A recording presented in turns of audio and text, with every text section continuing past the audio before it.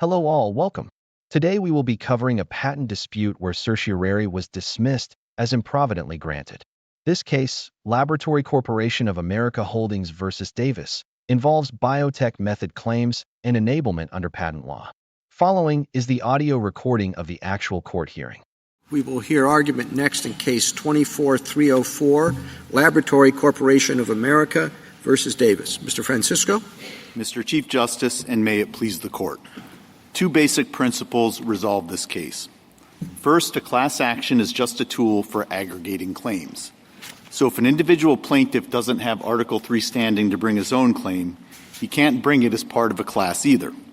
That's why Leroux held that an intervener has to show Article III standing in order to intervene, and as Justice Scalia said in Shady Grove, class actions are just another species of joinder. Second, Rule 23b3's predominance requirement leads to the same result. If a class is defined to include plaintiffs without Article III standing, and as a result you need thousands of mini-trials to separate the wheat from the chaff, the Article III issue necessarily swamps any common ones. This case is a perfect example. Plaintiffs who don't want to use kiosks don't have standing to challenge how kiosks work, any more than a vegan has standing to challenge how a restaurant defines a medium-rare steak.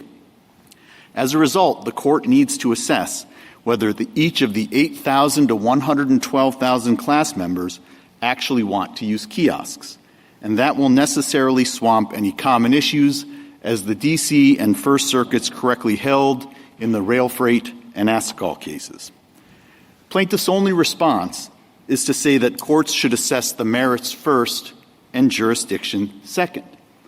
But that makes no sense. What if they lose on the merits? Either the unnamed class members are bound by a judgment regardless of whether the court had Article III jurisdiction over it, or the court has to determine if it had jurisdiction over each plaintiff in the first place. And that's why courts have to address the jurisdiction before the merits, just like in every other case. Plaintiffs' rule, in contrast, assumes either they win or coerce a settlement. But there's no basis for that heads I win, tails you lose approach to Article III. I welcome your questions. In this case, there have been a number of orders, and it seems as though the one that we have before us is the May order, which is inoperative. Would you spend a minute on why we have jurisdiction over the May order when there have been subsequent orders? Sure, Your Honor, for a variety of reasons. I think the simplest way to understand it is that the Ninth Circuit resolved the question presented in this case, affirmed the certification of a class against us. It just got it wrong. You have jurisdiction to review that judgment. Now, I can unpack that a little bit more. Everybody here agrees that the May order is before the court. The August order didn't change the May order in any material way. That's what the district court explicitly found. That's what plaintiffs argued to the district court below. That's why we couldn't have actually appealed the August order even if we wanted to. It would have been barred by 23F's 14-day statute of limitations. And I think more importantly, that is precisely why the Ninth Circuit resolved the question presented in the context of the May order. It issued a judgment. That judgment went against us. It had reasoning. We think that reasoning is wrong. This court has the jurisdiction to address that judgment, reverse it, and send it back to the Circuit. You're skipping a lot of steps in there. The May order is before us, but it's inoperative. The August order superseded it and replaced it. That's what the Ninth Circuit said. When it reached the May order, it said, you didn't move to amend your notice of appeal. We're basing this on the May order. We're not basing it on the August order because you didn't move to amend. Isn't us looking at the May order, that's not the operative language right now, isn't it an advisory opinion? Not at all, Your Honor, for a couple of different reasons. You started by saying they're identical. I don't see them as identical. I see the two having very distinct differences. The first one is someone who's been denied the benefit of the existence of the kiosk. The second one is someone who, in my judgment, wanted to use the kiosk and couldn't. Now, you say the district court said they were identical, but the Ninth Circuit didn't say that. Well, Your Honor, a couple of responses. First, the district court explicitly said twice in refining. I just said it's not. We're not looking at what the district court said. We have to look at what the Ninth Circuit said, and it said the August order is not before it. That's not true, Your Honor. What the Ninth Circuit said was that the August order isn't before it for purposes of an argument that we made specifically with respect to the August order on fail-safe classes. The Ninth Circuit actually addressed the question presented under the May order, and it did so precisely because the district court repeatedly said that the August order did not materially change the May order. I think that's quite clearly what it did. I think another way to understand it, though, is that what the district court technically did was that it amended the May order. That's what the June order and the August orders say. We're amending the May order. And the Ninth Circuit said you should have amended your notice of appeal. Only with respect to the fail-safe class issue. Counsel, I still don't see how this is not an advisory opinion. Well, Your Honor, the August order is not before us, whether the Ninth Circuit was right or not, in not granting you a right to appeal when you didn't ask for it, it's still not before us. I just think I fundamentally disagree with that, Your Honor. The Ninth Circuit actually addressed the question in the context of the May order precisely because the August order didn't materially change it, as the district court said twice and as they agreed. But Mr. Francisco, it does seem to have materially changed it, and it seems to have materially changed it along the lines of precisely what you're arguing about. In other words, one order has more uninjured class members in it than the other order, because the first order basically said everybody who's injured by the ADA. And your whole objection to the second order is that it doesn't any longer say that. It just says, like, anybody who came into an office, regardless whether that person wanted to use the kiosk or not. So in the very way that you're saying the orders got problematically, that the August order was problematically expansive, that kind of shows you the difference between the May order, which was confined to people who had ADA injuries, and the August order. So it's not just that we're kind of staring at the wrong order. We're staring at the wrong order, which is different in exactly the way that your arguments want to talk about. Well, I very much disagree with that, Your Honor, because everybody understood that the May order, the original order, actually included anybody who simply walked into a kiosk. But that's not what it says. It's got the fail-safe language, which you're not supposed to put in. You pointed that out, and the district court took it out. But you're saying you can't have a class unless everybody's injured for Article 3 purposes. But by definition, the May order, improperly, had just such language. Your Honor, I think that the May order and the August order meant the same thing. If we start out with the May... Well, they don't say the same thing. Well, let's start out with the May order. One has a fail-safe and the other doesn't. Sure, right? Your Honor, but when it comes to defining what the scope of the class is, here's what my friends told the district court with respect to the May order, the original order.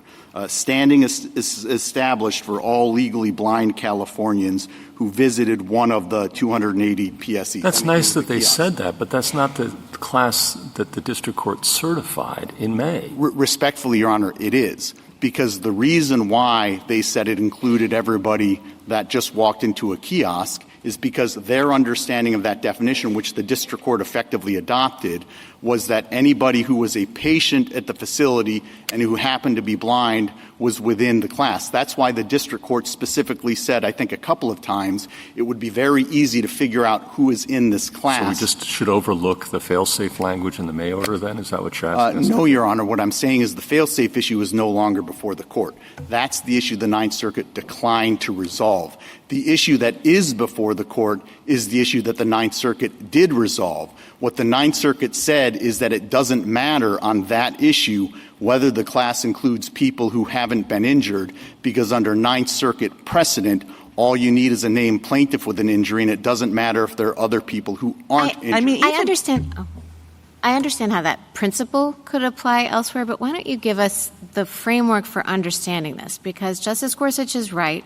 The language in the August order is different from that of the May order. There's a bigger difference there than there is between May and June. So how are we supposed to figure it out? Are we supposed to look at it and say this language is different? Are we looking at it and saying, well, the principle that the Ninth Circuit addresses in that footnote is the same? I mean, how do you decide which is the operative order? So I think you can come at it in a couple of different ways. I think the simplest way is to say that the Ninth Circuit issued a judgment that certified a class. It adopted a legal rule that said it doesn't matter if there are any uninjured people in that class. You can correct that error to the extent you think it was wrong and send it back for the Ninth Circuit to figure it out after that. I also think you can get into it in a much more granular fashion. Here, the district court, which usually gets discretion over the interpretation of the scope of its own orders, the district court said that the August order and the May order meant the exact same thing when it comes to the scope of the I'm sorry if I interrupted you. Yeah, I was just trying to finish my answer Go ahead. to Justice Breyer's question. If the district court is right that the August order and the May order actually meant the same thing, and if the district court is right that all you had to do was to establish the size of the class for either order was to simply ask, are these people patients of LabCorp and are they blind, which is what the district court said, then at that granular level, it's quite clear that as the plaintiffs repeatedly argued, the district court actually has adopted their view that anybody who had simply walked into the kiosk was injured.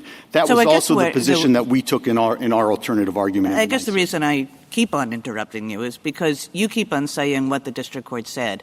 And I think it's at least I think the district court said many things. I mean, I'll grant you that the district court was a little bit unclear, but the district court also took the opposite position. I mean, this is the way the district court characterized the May class, is legally blind class members who attempted to or were discouraged from using LabCorp's kiosks, and that's a quote. And what the district court was clearly saying there was people who wanted to use the kiosk, who went up to the kiosk, who couldn't use the kiosk. And again, that's the exact distinction that you are making, is between those people and people who walked into the facilities but never wanted to use the kiosk. So I think that the district court understood its own order, at least sometimes, as going to a narrower set of people. Well, Your Honor, I think that the district court and the Ninth Circuit's opinions weren't models of clarity, but one thing was crystal clear in the Ninth Circuit and the district court. It certified a class based on a rule that it doesn't matter if there are uninjured people in the class. That's what the district court said. That's what the Ninth Circuit specifically said in affirming the district court's ruling. At a bare minimum, that Ninth Circuit judgment is before you and the rule that the Ninth Circuit adopted. That's, I think, why you granted certiorari in this case. But it's not an operative judgment. You're asking us to opine on the May 9th order that's been superseded by another one. And can I just point out, Mr. Francisco, that I guess I'm trying to understand your responsibility by you, I mean your client's responsibility for the confusion that we are in right now. This is sort of what Justice Kagan is pointing to. I understood that your client argued that the May class definition was too narrow. You said it was improper because it was a fail-safe class, and as a result, the district court revisited it. And today, you're saying it's improper or problematic because it's too broad.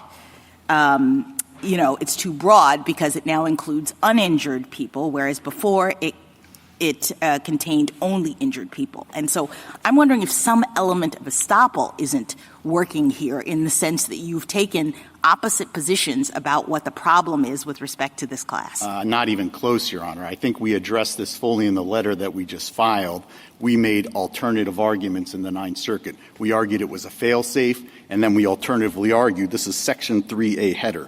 District Court manifestly erred in failing to consider evidence that many Rule 23b3 damages class members would lack standing to proceed. We then explained that at length in the brief as we quote in our letter. Would lack standing because the May class, which was only injured people, was What? No, because the May class, this is what we said with respect to the May class, page 16 of our 23F brief. There is no evidence that the certified class contains a majority of persons or even a substantial number of persons with Article 3 standing. On the other hand, there is undisputed record evidence that around 25% of all LabCorp visitors choose to check in at the front desk and thus could not have suffered the injury required. Essentially the same argument that we're making here. It was an alternative argument. We lay this out very carefully in the letter that we just filed. Their assertion that we only raised issues with respect to the named plaintiff is wrong. We specifically raised the argument that we're presenting here. I think more importantly, that is the argument that the district court rejected.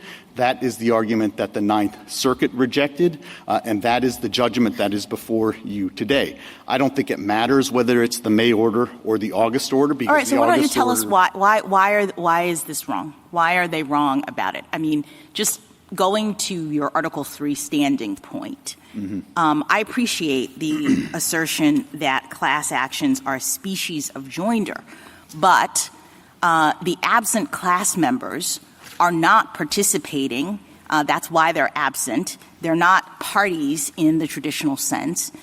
So it seems odd to me that in a class situation where most of the time you don't even know who these people are, that's why you have the class mechanism operating, you would say that there has to be some showing with respect to individual injury at the threshold in this way. Sure, and there are a few responses, Your Honor. I think the first one is that their claims are before the court. That's why if the named plaintiff drops out because his claim becomes moot, the class action continues to proceed on the back of the live claims that are brought into but a those class claims action. are supported by the standing of the plaintiff who is named. Not if the named plaintiff's case becomes moot. Then no, but I'm not talking about mootness. Claim. I'm just talking about standing principles. Ordinarily, even if you had the names of every person or you knew all of the participants, only one person needs to satisfy the standing criteria in order to invoke the jurisdiction of the court. And so it seems a little at least discordant to suggest that in a class action situation, we have to figure out whether all of the unnamed class people, class members, have standing. I think that's wrong, and I think it's directly contrary to Leroux. But what I would also say is that I think that they could actually solve the Article 3 aspect of this relatively easily. They could simply redefine this class so that it is limited to people who, say, at a minimum want to use the kiosk. They might need more, but at a minimum want to use a kiosk. But that would just walk them straight into the Rule 23b3 issue, because the only way to figure out the answer to that question is by having tens of thousands of mini-trials. That's why their response really does boil down to, let's just deal with jurisdiction at the end, and we can deal with merits at the beginning. Counsel, in every class action, what you're defining as a mini-trial is what happens with respect to getting damages, meaning in every class action, a legal principle of liability is found, and then a mechanism is used to establish people coming in with their proof of injury. So that doesn't defeat class action. So I think the question is there an identifiable way to identify who's going to be a member of this class? Is there a mechanism that doesn't overwhelm the common questions? So as I said, you're not going to have a class action if your definition is, are you going to have 1,000 mini-trials? Every claim of damage is 1,000 mini-trials. Is the mechanism manageable? That's the predominance question. And that's what they have to prove, which is, in my mind, and I'm not sure the court below did this, is there an identifiable mechanism that can identify who's part of this class? May I? Certainly. And the mechanism has to be one that protects the defendant's rights. Also, the other thing I would point to is that unlike damages, which come at the end of the case— Their right is not to have uninjured class members paid, and we still have mechanisms that decide whether they've proven their entitlement to a specific amount. That might be the right of damages. That's not the right of threshold, the threshold question of jurisdiction. That's how Tyson Foods looked at this. It upheld the class-wide damages award and rejected the argument that the class should not have been certified, notwithstanding the fact that it was undisputed that the class contained hundreds of uninjured individuals. The court recognized that the Article III question of whether uninjured class members may recover is one of great importance, but didn't view it as fairly presented by the case because the damage award had not been dispersed, nor the record indicate how it would be dispersed.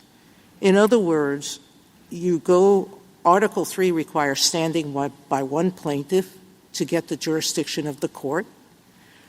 Rule 23 requires that the common issues, not all of them, just some of them, be sufficiently predominate, and then the court can break off whatever it needs to break off.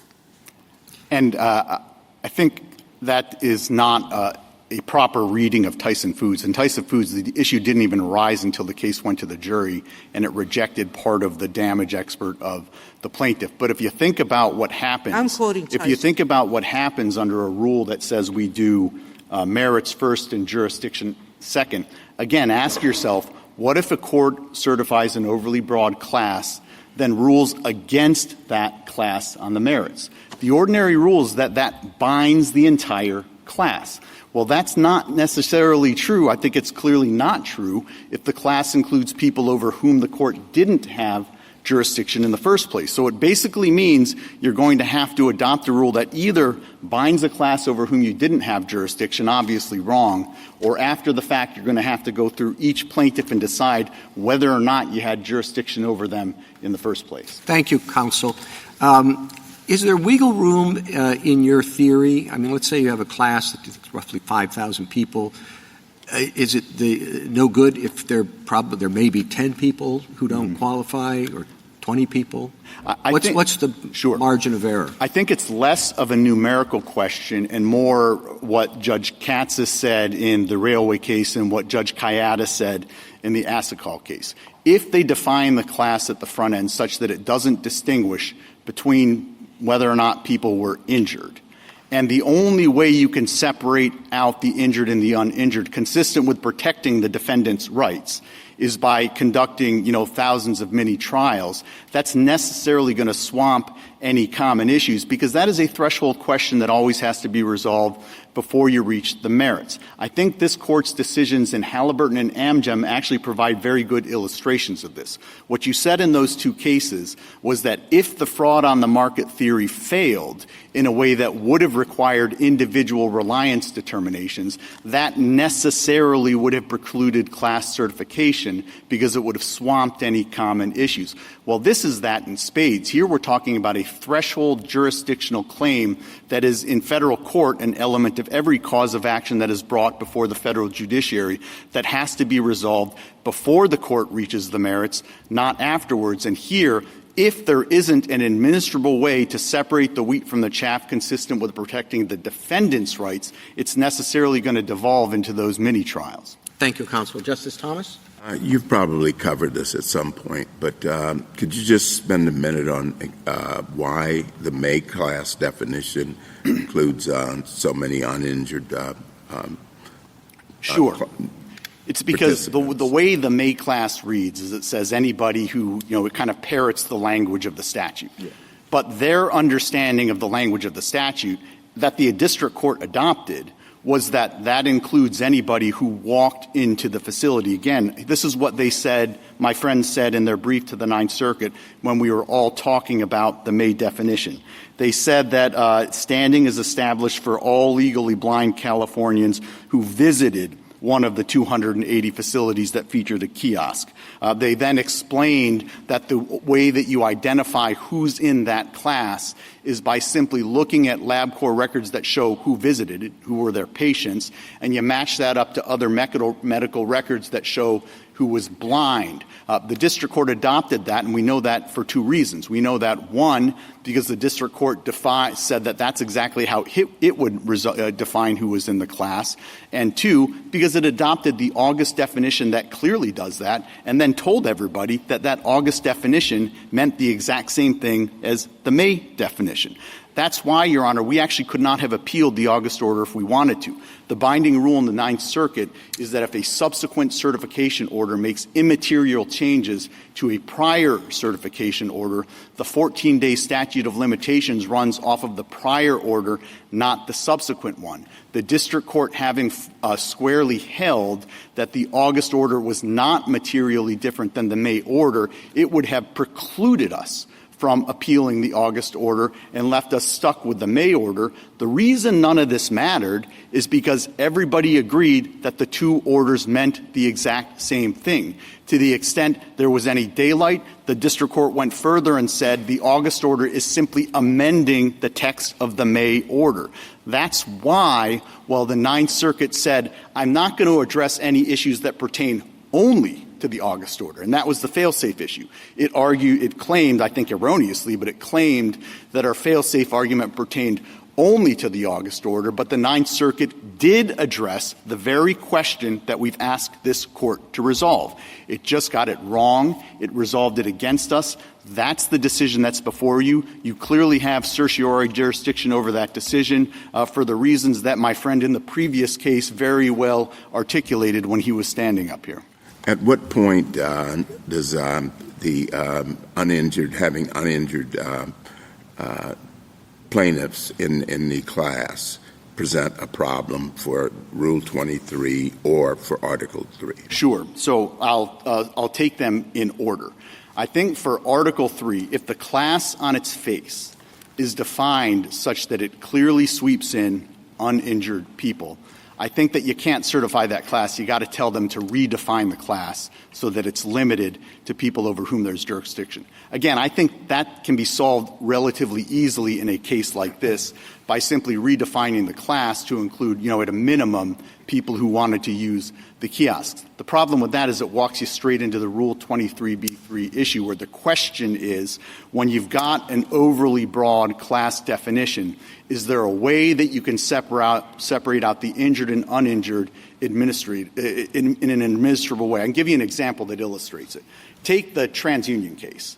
In TransUnion, you had a couple of thousand out of 6,000 plaintiffs whose credit reports actually were disseminated to third parties. If they had come in, as they originally did, and said the class includes everybody for whom there was a violation, a class of 6,000 people, that would be an overbroad class, and I don't think you could certify it. But what you could say to them is, you need to redefine the class. Redefine the class to include only those individuals whose credit reports were disseminated to third parties. Then you'd have a class that's defined to include only people who suffered an Article 3 injury. It would satisfy the Article 3 issue. You'd then have to move to the 23b3 issue and ask, is there an easy way to separate the wheat from the chaff? In that case, there probably would have been. You probably could have just looked at TransUnion's records to separate the wheat from the chaff.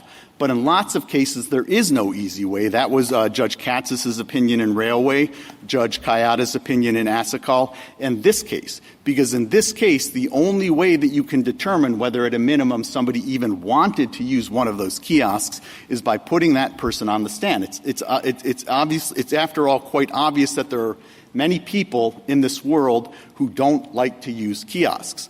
I happen to be one of them. If LabCorp adopted a policy that said that 5'8" overweight Filipino-American men have to use the front desk and not the kiosk, I would say, hallelujah. That might violate somebody's rights. It doesn't violate my rights. And the only way to figure that out in this case is through doing the thousands of mini-trials. Thank you, Counsel. Justice Alito, anything further? Yeah, a few questions. I'm troubled by the Ninth Circuit's rule that a new notice of appeal must be filed or a prior notice of appeal must be amended if the district court, while a class certification appeal is pending in the Court of Appeals, makes a material change in the class certification, but presumably not if the district court makes an immaterial change. And that's what we've spent most of the argument this morning on that issue. But whether someone has to file a notice of appeal is supposed to be clear. And that is such an unclear rule. I'm wondering whether that's the root of the problem that we've been discussing. But you seem to accept the proposition that we should view this matter through the lens of this Ninth Circuit rule about what needs to be done. Well, Your Honor, I don't necessarily accept the premise, and I think that might be another way to go about it. But what I do think is that the two things. One, the Ninth Circuit squarely addressed this question, and the reason it squarely addressed this question was because under the rules that the Ninth Circuit applies, this issue was squarely before it. The May order was before it. The Ninth Circuit and the District Court repeatedly made clear the August order didn't materially change anything. That meant both of them presented the exact same issue. That, again, is why the Ninth Circuit said, I'm not going to address an issue that pertains only to the August order, and it didn't. It refused to address that. But it did say, I am going to address an issue that relates to the May order, because on that issue, there is no difference between the May order and the August order. They present the same thing. I think, though, that the way you cut through all of this is you recognize that this court is a court of review. It's reviewing the Ninth Circuit's decision. The Ninth Circuit entered a judgment against us in which it adopted a legal rule. That legal rule, in our view, is wrong, and you have jurisdiction under the certiorari statute to say whether or not the rule that the Ninth Circuit adopted. Well, the rule for filing a notice of appeal when a district court keeps changing its class certifications could be you always have to file a new notice of appeal, or you always have to amend, all right, it's a pain, but that's what you have to do. Everybody would understand it, so everybody could comply. The rule could be, no, you never have to do that. Once there's a certification, the case is in the Court of Appeals. If the district court can't make up its mind or gets worried about about the possibility it's going to be reversed on appeal, well, that's too bad. Whatever the latest certification order is before the Court of Appeals, unless the Court of Appeals chooses as a matter of discretion to dismiss the appeal. Either of those would be clear, but what we have in the Ninth Circuit is something that is utterly unclear, drawing a distinction between a material change and an immaterial change. I think that is a fair general criticism. I though think that in the application of this case, it's quite easy, because here the rule is you can't appeal if there is an immaterial change. You're stuck with the original order. And here we have the district court saying twice in the very orders themselves, this is not an immaterial change. It could not have been clearer in stating that, and therefore making clear to us that the only avenue was to challenge the May order.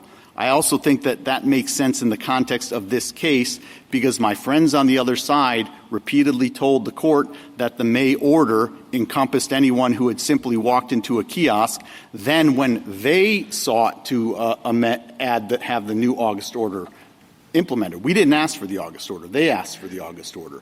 When they asked for the new August order, they again told the district court, this is just a housekeeping function. It's not going to change the scope of the class. Right, so everybody agreed they were the same. One question on the merits. This court has said that non-named parties are parties for some purposes, but not for other purposes. And I know you want us to hold that they must be parties for Article 3 purposes. But if you step back, can you offer any sort of general rule for determining when they must be regarded as parties and when they need not? I think my basic answer is I don't think that it really matters, because what you're adding are claims to the case. Whether you're adding parties or not, their claims are clearly being added to the case, and you're being asked to adjudicate those claims. And I think that's really what you were getting at in the LaRoe case, Your Honor, when you said that any time you add a new claim to the case, you have to have Article 3 jurisdiction over that claim. And it goes back to the exchange I was having earlier, where if the named plaintiff's case becomes moot, and that plaintiff drops out as a party, a class action continues to proceed if there are claims from absent class members over whom the court has Article 3 jurisdiction. That's the critical issue. Thank you. Anything further, Justice Sotomayor? Counsel, I want to follow up on your answer to Justice Alito. When does a party become a part of the litigation? I always thought it was at the time the class was certified, which is not at the time where where the judgment is entered. I didn't think they became parties until the judgment is entered in a class action. I think their claims are clearly added the moment the class is certified. That's the claim, yes, but not them as parties. Well, so I'm not quite sure why they have to prove that they are injured or uninjured. So I'll give you two answers. The first is, I think, just as a technical formal matter, when the claims are added at certification, you have to have jurisdiction over those claims. The practical answer is the one that I think I've already given, which is, what if the class is certified, all the claims are added, and the court then rules against the class? All right, but the you rule said is earlier, the whole class is bound. Counsel, you said earlier, yes, but it's not bound until the class is certified. And until judgment is entered, the way class actions happen, they get amended constantly during the proceeding. Sure. Sometimes some claims are dropped altogether. They're altered. The whole process is fluid as problems start arising. And it's not until the judgment is entered that you have to determine whether there's an administrable way to identify, I'm using your own words, to identify who's been injured or not. So you're saying instead we got to do it immediately. They're saying the court below said it has to be done. What I'm saying is that you need to always address jurisdiction before you adjudicate the merits of a claim. Well, but we have jurisdiction. We have some people, the named plaintiffs, who wanted to use this kiosk. They are clearly a part of that class. Now the question becomes, in naming that class, will there be people who are blind who didn't want to use it, and they have to show that there's an administrable way to identify the difference between those people and themselves? So, Your Honor, let's assume for the sake of argument that people who don't want to use kiosks don't have standing to challenge kiosks. And let's further assume that we've got a class here that includes both groups of people. That's going to be the legal fight. I get that, which is why I'm just stipulating. And I'm asking, why do it immediately at class certification stage? There is an argument that if I'm blind, the benefit that the statute gives me is like the standing question we faced with the ADA person who was calling hotels, and all she said is, I want to walk in there. I may want to use it. We didn't require her to use it. All she had to say was, I may want to use it. They're saying the same thing. If I'm blind and I walk in, I'm being denied the choice. And I don't know if that will hold up for injury. Sure. But the question is, why are we facing that question at class certification? And that's the question I want to answer, because I think what your question really is doing is joining the issue, and the issue that needs to be resolved. And here, if the class... Mr. Francisco, hear me out. I think the question only becomes pertinent when you're trying to give a damage award to anyone. And that's where I fundamentally disagree with you, because that's only true if they win. If they lose, if the class is certified and they lose, the entire class is bound by that adverse judgment.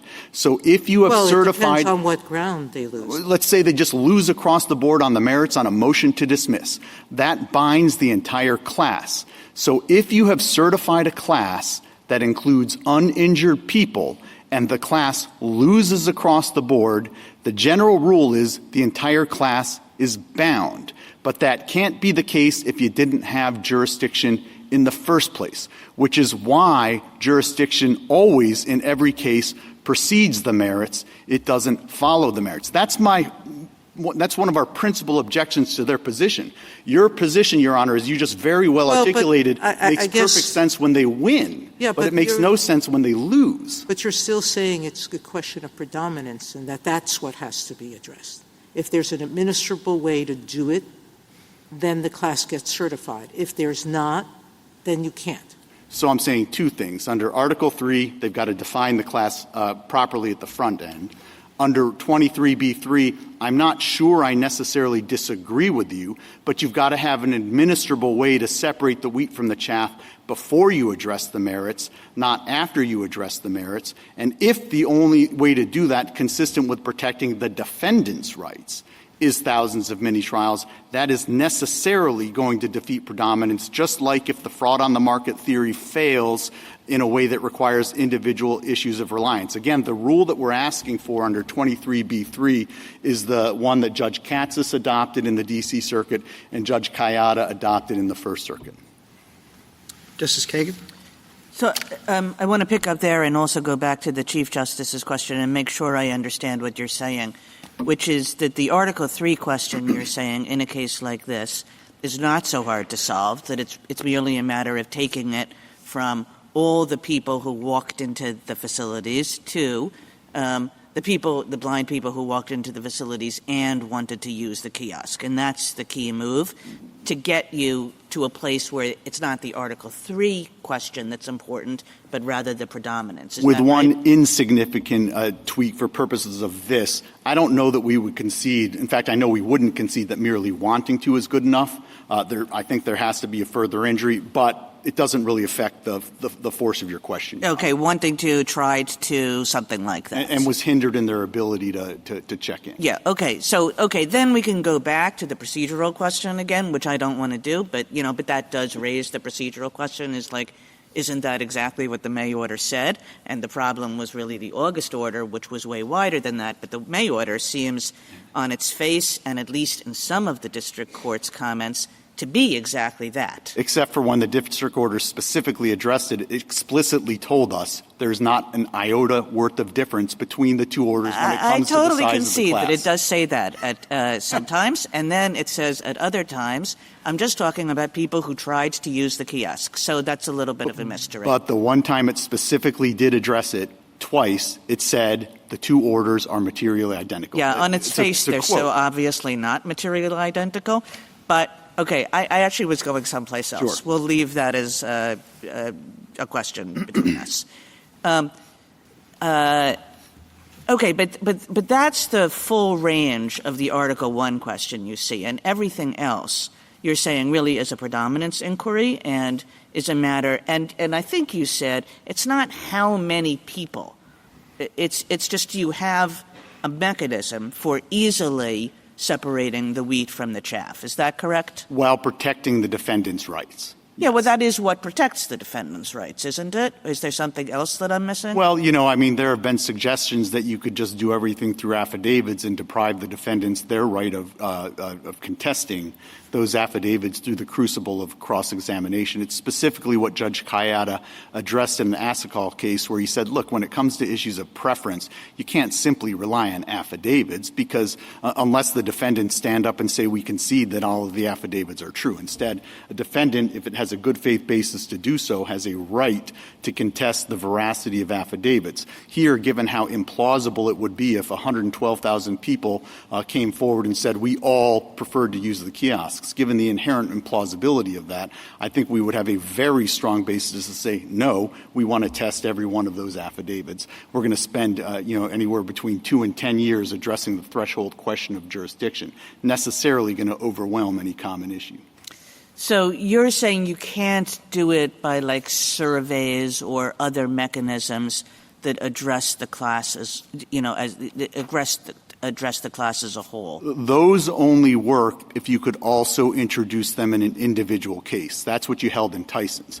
But take an individual case like this one. If somebody came in and said, I like kiosks, I want to use the kiosks, you couldn't put forward a survey that says 50% of people like to use kiosks, therefore you like to use kiosks. That would be completely inadmissible in an individual case, and so it would be inadmissible in a class case. So what they have to do is identify something that they could do that's consistent with our right to cross-examine and contest that evidence. And in a case like this, there's simply no way to do that, short of putting these people on the stand and testing whether their assertions failed to survive the crucible of cross-examination. Okay, that's helpful to me, and I hope that Mr. Gupta addresses the same question. I'm sure he will, because what I hear you saying in your argument, again, aside from the procedural matter as to whether you have any right to object to the May order, is really that the crux of the matter is something along the lines of there's no procedure that we can think of that that is easy enough to address the predominance inquiry. Well, again, it's not just any procedure we can think of. It's a procedure that exists and also is protective of the defendant's rights. Again, this is an issue that I think Judge Katsas and Kayada both went through in quite a bit of detail. Yeah, I didn't mean to take that out. Yeah, I meant to say, exactly how much does the defendant need, such that you can have a mechanism that actually works to separate people who are injured from people who are uninjured. And the critical issue I would add to that, Your Honor, is that is a procedure that also always has to be capable of taking place before you reach the merits. You can never kick the jurisdictional question to after you resolve the merits. It's also always got to be resolved before you reach the merits. And this is only because you're worried about the case if the defendant loses. I think that just illustrates the nature of the problem. I think that just reflects the fundamental principles of Article III jurisdiction. When a class action is just an aggregation tool. So when you certify a class, you're adding a bunch of claims to the case. You're increasing the exposure to the defendant. You don't have the power to adjudicate the merits of those claims either up or down unless you have jurisdiction over those claims in the first place. I think we're going to have to agree to disagree on this one because the court is not doing anything with respect to those claims until the court actually provides damages, otherwise exercises remedial powers with respect to those claims. And as long as the court figures this question out before the court actually does anything with respect to those claims, that seems to me good enough. Otherwise, they're just riding along. They're not affecting the litigation in any way. And I disagree with that for a couple of reasons. One is that, as this court has said a couple of different times, class actions are claims aggregation tools. As Justice Scalia explained in Shady Grove, it's just another joinder device. And I think that the reason why I point to what happens if there's a loss is because it does illustrate that the claims it illustrates the basic principles that I'm trying to articulate in other ways, because it shows that those claims actually do become part of the case at the moment of certification because they are capable of being resolved in an adverse way against the defendant. And I think that is why this court has always said that class actions are just joinder devices, no different from intervention. And Leroux makes clear that if you're going to add that new claim to a case by way of intervention, you need to have jurisdiction over that new claim. I don't think there's any different of a rule that would apply in the class action context. Thank you. Thank you. Justice Gorsuch? Sorry to belabor this, but I am struggling to understand your argument. I believe, in response to the Chief Justice, that you can correct me, that you acknowledged that a court can certify a class action with some non-injured people in it. And that in response to Justice Kagan, you said basically that you have to do the predominance and manageability inquiry early on. That's what I got out of it. And to determine whether you can separate the wheat from the chaff early on in order to ensure that you can weed out people who aren't injured. And if all that's true, and you can tell me where I'm wrong, boy, that sure sounds like Rule 23 to me. So, Your Honor, I think I wasn't clear if that's how you understood my articulation of the rule. There are sort of two steps. There's the Article 3 step and the 23b3 step. Yeah, in the Article 3 step, you need to define the class so that it's limited only to you can never have an uninjured person in a class definition. At least not on the face of the definition. But I think that in a case like this, and in most cases, that can be solved pretty easily. You just define the class factually to include injured people. I've heard all that before. I don't mean to force you to repeat it. So your position now is a class definition can never have one uninjured person in it. If I can imagine a definition that yields one uninjured person, I can't certify it? Well, if you can imagine a class definition that yields one uninjured person, you can redefine the class to eliminate that uninjured person. Well, maybe I can and maybe I can't. But I know the common issues predominate, and I know that I can sort out those things later, and I still can't certify. Is that your position? What you do with the proper approach there would be to simply redefine the class to eliminate the one person. You can say, okay, the class includes everybody but that one person. I think the answer to the question is yes.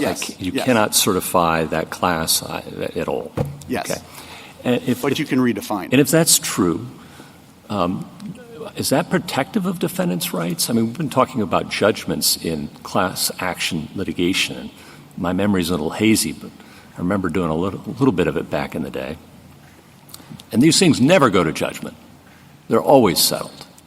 And often defendants like broad class definitions because it gives them peace. And the alternative, which I think your rule would invite, is mass tort claims, in which you're litigating these. You talk about piecemeal. You're really going to be litigating it piecemeal. Thoughts? So I guess my first thought would be, if you look at just as a practical matter, are the positions that we're articulating pro-defendant or anti-defendant? I guess my first answer would be I don't think it really matters. But my second answer would be that to the extent it does, I'm pretty comfortable with my position from a pro-defense standpoint, because if you look who's lined up in favor of our position, it's pretty much the entire defense bar. Then to take it on more directly, what I'd say is if you can properly define the class, the case can be easily settled. You just have to figure out who's in that class and settle it with respect to those people. I think that the problem when you can lard up a class, not just with one, not just with two uninjured members, but you can define a class in a way like this one that maybe includes as many as a majority of uninjured members out of the 112,000 Then you maybe have some predominance issues and some manageability issues. And I take all that point, but that's what Rule 23 exists to sort out. And maybe it isn't certifiable for that reason. But that's a Rule 23 inquiry, it seems to me. And that's the second part of our argument, Honor. Even if you completely disagree with me on my Article 3 question, on 23b3, if there isn't a way to separate them out before you reach the merits, short of having all of the mini-trials, it's going to fail under 23b3 too. Thank you. Justice Kavanaugh? I thought one of the problems with an overly broad class being certified was that it would pressure defendants into settlements that are coercive and unfair. Isn't that one of the concerns you have? Yes, Your Honor, and that would have been fourth on my list had I had a chance to get to that. And the other point I'd like to add. You want to explain that, the real-world problem? Yeah, in the real world, what drives settlement is the fact of certification and the size of the class that's certified, because those are the two numbers that really require defendants to roll the dice. Maybe I can defeat everything at the end of the day. If I don't, I'm looking at a massive number times whatever damages there are per person. The flip side of the piece from a larger class is the disaster, from your perspective, of being pressured into a settlement with an overly broad class once it's certified. I think that's right. We don't want to be pressured into those settlements. And the other thing that I would add is it's not like you need class actions across the board in every manifestation in order to make sure that plaintiffs are protected and defendants are punished. You also have federal and state law enforcement authorities who are charged with enforcing the federal and state consumer protection and anti-discrimination laws. One of the problems with an overly aggressive use of class certification is that it interferes with that law enforcement discretion by deputizing literally thousands of plaintiffs' lawyers to act as private attorneys general. I think this case is a pretty good illustration of that. Here, about a year ago, the Department of Health and Human Services actually put forward a rule that suggested that what we are doing is what we should be doing, that is providing a front desk alternative to kiosks. Yet notwithstanding that rule, we're being subjected to a massive class action that goes after us for doing precisely what the rule appears to contemplate. And on the facts here, I think you've maybe covered this, but I just want to be clear. On the facts, general facts here, could they permissibly define a damages class consistent with Article 3 and 23b3, and if so, how? I think they could do it here with respect to Article 3. On these facts, I don't think they could do it consistent with Rule 23b3. They could. Let's assume that anyone who wants to use a kiosk has standing. As I mentioned to Justice Kagan, we dispute that. We think more is needed, but for purposes of this, I'll assume that's enough. They could define the class as anybody who wanted to use a kiosk and visited a LabCorp facility and couldn't use the kiosk. That then walks you straight into Rule 23b3, and I don't see any way for them to show to meet Rule 23b3 because you'd have to have literally 112,000 mini trials to determine whether any particular unnamed member actually wants to use that kiosk, particularly given how many people in this country, I talked about myself, I imagine I'm not alone in this room, don't like using kiosks and will avoid them whenever they can. Thank you. Justice Barrett? I'm with you. I'd like to avoid kiosks, too. Okay, so I want to figure out exactly what will be open to you on remand. I mean, there are different paths that we could take here. Let's imagine that we say, oh, this whole confusion about the order, we think that the August order is operative and that's not before us, so we send it back. Given the Ninth Circuit's rules and that you have a time, like you were pointing out under 23F, you had time, and the Ninth Circuit says that you couldn't appeal the August order, right, because they said it was the same. You say the Ninth Circuit, and you're right, that the Ninth Circuit said you couldn't appeal the August order because it was the same. So have you lost it? If your friend on the other side is right, and so it's not properly before us, can you still appeal that certification? Do you follow me? Am I being clear? I think so. Okay, so if it's the case that what we really have before us is the May order or the May order as amended in June, and if we said, no, really it was this August order, Justice Kagan was pointing out, no, I think the language is materially different. Let's say that that's the view that carries the day. What happens to you? Are you still able to make these arguments with respect to the August order? So if the May order was immaterially amended by the August order, as the district order said and the Ninth Circuit found, no, we cannot appeal the August order. But what if Justice Kagan is right? She said if you look at the August order, Justice Kagan's question to you was, and I know you disagree with this, so just assume this. Let's assume that we thought that the August order did materially alter the May order. Okay. What happens to you? Do you All still right. have the So ability? the assumption is that we're going to override the district court's own interpretation of its own hypothetical. orders. I get it. And override their understanding of the orders. I'll accept that too. I would have to think through that more, Your Honor, and I would be uncomfortable making a definitive representation here, given how far we are away from all of the different orders. If you did that, I would certainly probably do my best to come up with an argument that we could appeal that August order separately. I don't think that there's any reason for you to do any of that, because I think the simplest route here is that you have a Ninth Circuit judgment before you. I understand that, but I think you can tell from some of the questions today that there's some question about that on the bench. So I'm just trying to figure out what happens if that doesn't carry the day. Justice Alito pointed out this is a weird, not clear rule from the Ninth Circuit. So I'm trying to figure out what the consequence to your client would be if some of those concerns carried the day. I understand it's not your position and there are other routes open. So the reason why I think it's complicated is, let's say you reversed the Ninth Circuit's procedural ruling and you said the August 8th order was the operative one. Under Rule 23F, we are way past the 14-day period to appeal the August order.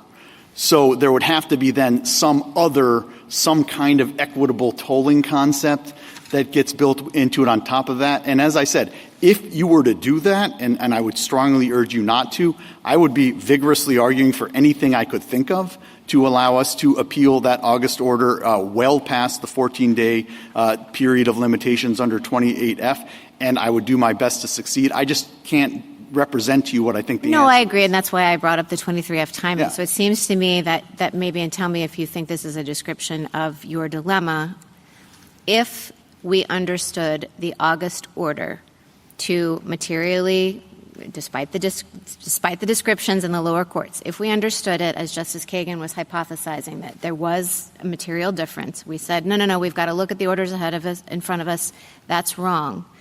The whole reason you would be in this position is because of the weird rule that Justice Alito was pointing out, this not clear rule. We would be sending it back, and then it would be there would be a risk of too bad for you because the 23F timeline has run. So another way to look at this would be for you to say, okay, there might be some procedural quirks. Maybe they flow from the Ninth Circuit's odd, way of deciding what orders are appealable, what orders are operative. but that here you should just decide the question presented on the facts as they've come up to you because you do have a judgment in front of you from the Ninth Circuit. 100%. Okay. How much of this, I mean, I take it, I just want to clarify, in your comments to Justice Kavanaugh, we didn't take the case to decide whether, in fact, under the class as certified by the district court, there would be standing. Justice Sotomayor, I think I heard her to say that we had decided that the woman who called the hotels had standing, even though she didn't walk in. We actually didn't in Atchison reach that question, and we didn't take this case to decide that here. But that is still open to you to argue on remand.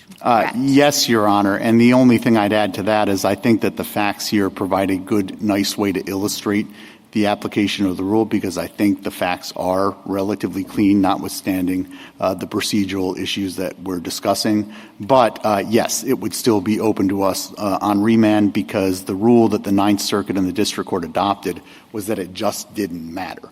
Right. It didn't matter whether the class included uninjured people because under the Ninth Circuit rule is you can certify a class as long as the named plaintiff has standing, and it doesn't matter if there are lots of other people who don't. Got you. Yeah, I agree, and I think that's why we took the case to decide that issue and not. I was just kind of carving out that other issue, saying that you are not accepting that this class definition that everyone in this class could satisfy Article 3 even if you collected 100,000 affidavits that said we walked into the LabCorp, didn't matter if we wanted to use the kiosk or not, but we couldn't have used it if we wanted to because we were blind. Right. We would not accept that as a valid class. Yes. Okay. Correct. Thank you. Justice Jackson? So it seems to me that the merits of your argument actually rests on two premises that I am struggling with. So maybe you can help me. Mm-hmm. All right. I hear you saying at bottom that it violates Article 3 to include uninjured people in the class definition, and that it violates Rule 23 if there are lots of uninjured people in the class definition. And so if I can just ask you questions about those two different basic propositions that I think is really what is underpinning your arguments here.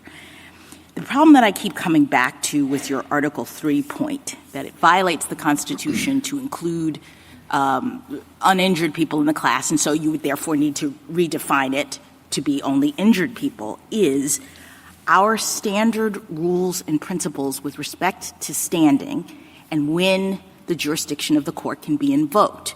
My understanding is that you only need one plaintiff who establishes standing, even if there are others there who are making the same claim. I appreciate that our law says if they're making different claims by nature.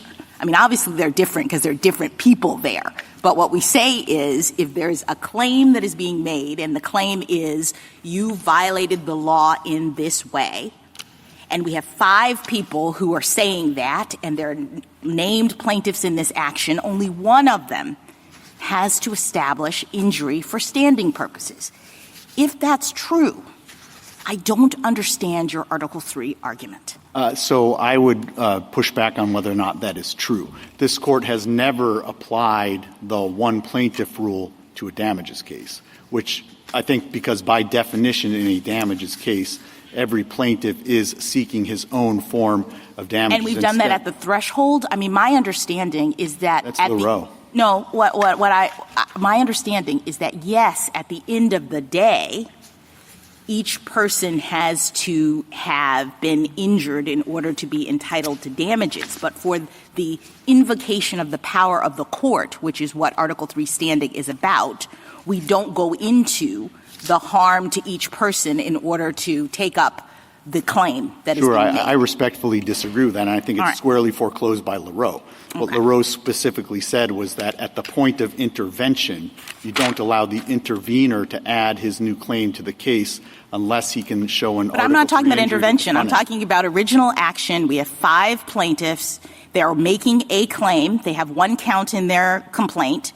And I understood that many, many times we just say, one person, show us your harm. Never in a damages case have you ever done that. Okay. Only in injunctions, and even there, only where plaintiffs were seeking the same injunction or declaratory. I understand. That's where I'm having the disconnect. All right. The second problem is with respect to the proposition that it violates Rule 23 if there are lots of uninjured people in the class. And I got to tell you, I'm struggling with why it matters that there are uninjured people. I hear you say that the reason is because we have to have a bunch of mini trials. And I just want to put to you a quick hypothetical, which to me demonstrates that that's not always the case. And so, therefore, that might be a problem with your argument. So suppose we have a Verizon customer who brings a class action against the company, arguing that Verizon charged her and all customers certain fees over a 6-month time period that she says were unlawful.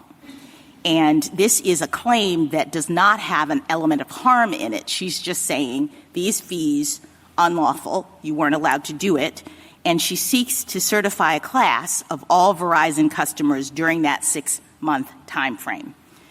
Now imagine that Verizon says that it only charged some of its customers during that 6-month time frame the relevant fee. So in actuality, only some of the members of the defined class were injured.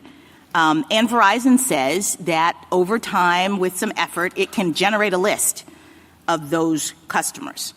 So at the class certification stage, everybody knows that we will eventually be able to figure out which customers were actually charged the fee, but we have a class that's defined of everybody during this 6-month period. I guess I don't understand why it matters how many injured versus non-injured members there are in this class as defined. Yeah, I think the way that the resolution of that hypothetical would proceed was at the front end, if you know that you've got a class that includes both people who were charged the fee and people who were not charged the fee, you define the class to include only people who were charged the fee.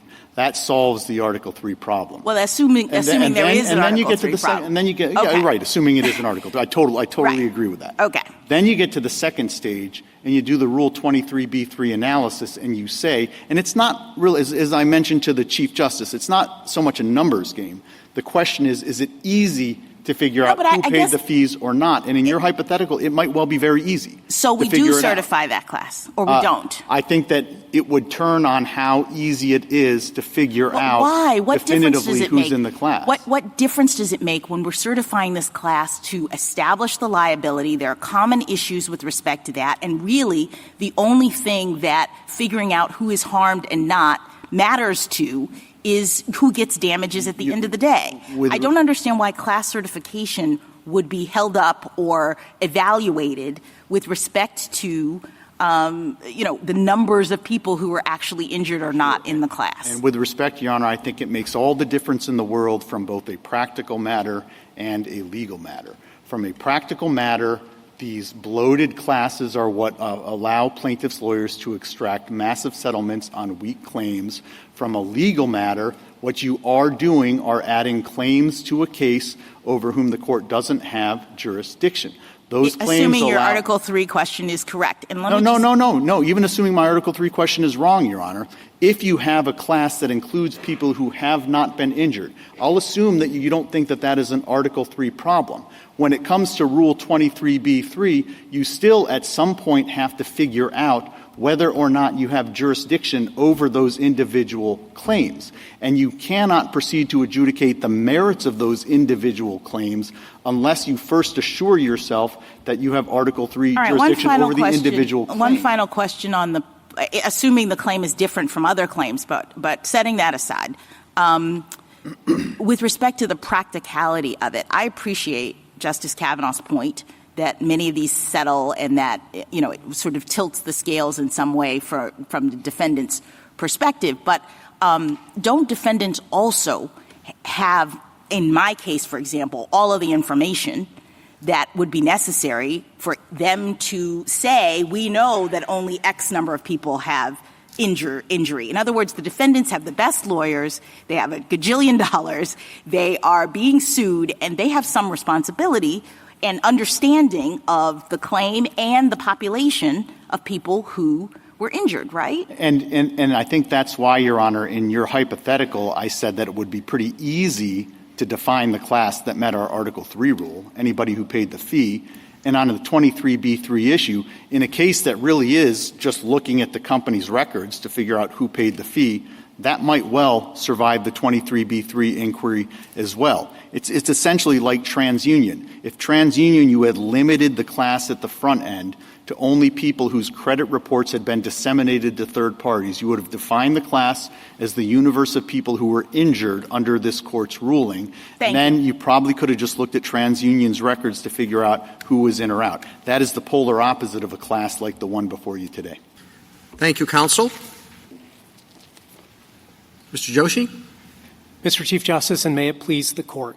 This Court has frequently said that Rule 23 requires all class members to share the same injury. We think that includes an Article 3 injury. So if there are members of a class that aren't even injured, they can't share the same injury with the other class members. Respondents accuse us of somehow creating a special rule for Article 3 injury.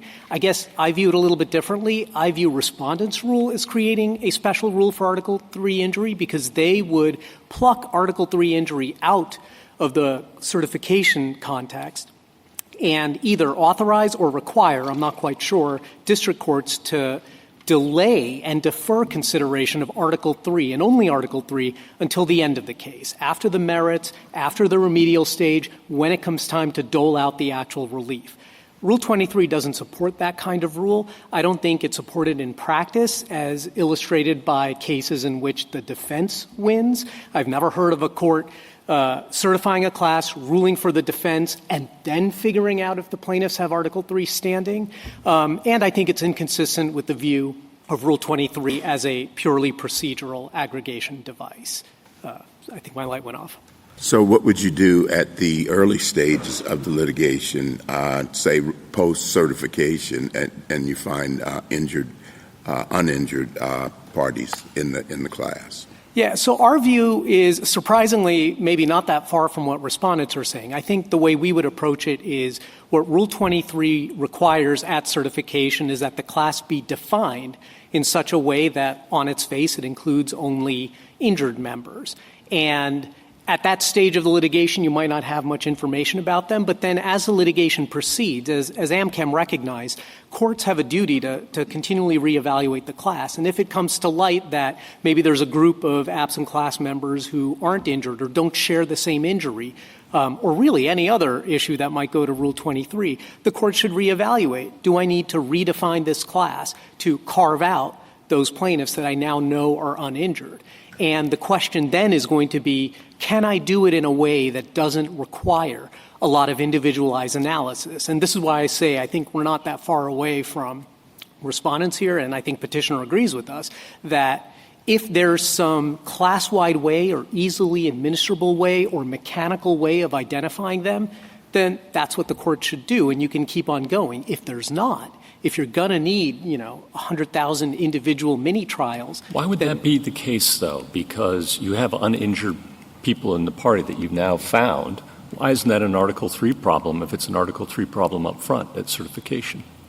So we are not making the Article 3 argument. We are saying Rule 23 is what requires commonality. So you don't think Article 3 requires injury? We have not taken a position on petitioner's Article 3 argument. We're saying Rule 23 requires courts. And if that's the case, let's work with your view, which is different than petitioner's view. And I hear you not endorsing it. We haven't taken a position on it. Yeah, okay. What do we do with historical practice where it was very common to treat in representative actions unnamed parties as not parties for purposes of the proceeding until and unless relief was given to them, and then you go through the injury analysis? I'm thinking here of Justice Story's commentaries, for example. I guess I view the history a little bit differently. I think the historical examples, and we go through some of that in our own brief, I think in every one of those cases it was obvious that everyone shared an Article 3 injury. Indeed, the representative action stemmed from the harshness of the rule in equity that all necessary parties had to be joined to a case. If you're a necessary party, you definitely have suffered an injury. And the representative action was meant to say, it might be difficult to get all of those injured people, those necessary parties joined, and so here's an exception we can create. So I read the history a little bit differently. It might be relevant to say, a 23B1 class. That's sort of the forerunner. But I think 23B3 really is a 1966 innovation, and I think the further it strays from those roots, the more we ought to be careful about. Where do you find in Rule 23 the rule that the class must be limited to injured persons? We derive it from the Court's repeated statements and how about Rule 23? From commonality, from typicality, adequacy, predominance. We think all of those tell us, as this Court has recognized, that class members should share the same injury. I don't see why that would exclude the Article III injury at the core of the claim. But it's not an Article III injury. You say it's not an Article III requirement. It's Rule 23 requirement. We're saying Rule 23 requires all class members to share the same injury, including, therefore, the same Article III injury. So it is an Article III argument, then? I'm really confused now. I'm trying to help you out, so let me try and explain. We believe that under Rule 23, it requires that a class cannot be certified unless all class members share the same injury, including an Article III injury. So an Article III injury is required. It's a backdoor way of getting to petitioner's position, I think. I think our approaches land at the same spot, but what I'm saying is that... So you think it's not required by Article III, but Rule 23 requires Article III injury for all class members? Yes. I am saying Rule 23 requires it. Whether Article III... Where in the rule is that? I don't see Article III mentioned in Rule 23. No, but to say a class satisfies commonality and predominance is to say it has the same injury. That's this Court's words, It's to say that overall, looking at the whole thing, it's manageable. There are at least some common questions. These named plaintiffs are generally typical. And common issues predominate. That's how where does it? I just don't get every single person must have an Article III. I don't get that out of the rule. The rule requires commonality and predominance. This Court has interpreted those terms in Rule 23 to require all class members to share the same injury. That's why in Falcone, the applicants claiming discrimination couldn't be certified in the same class with those claiming a denial of promotion for the same discrimination. That's why in AmChem, those exposed to the asbestos products who were ill couldn't be certified in the same class with those. Kinds of predominance issues and commonality issues, for sure. Yeah, and all we're saying is that Article III and Article III injury is the same kind of thing. If there are members of the class that don't even have an injury, how can they share the same injury with other members of the class who do? How does that satisfy commonality and predominance? That is our view of what Rule 23 requires. In other words, we're saying there's nothing special about Article III injuries. It should be treated just like any other element of class certification. That's our only point. But, Mr. Joshi, when we look at commonality and predominance, and the treatises say this, they don't pick out a particular issue and say you have to have that. You don't have to have commonality with respect to every issue.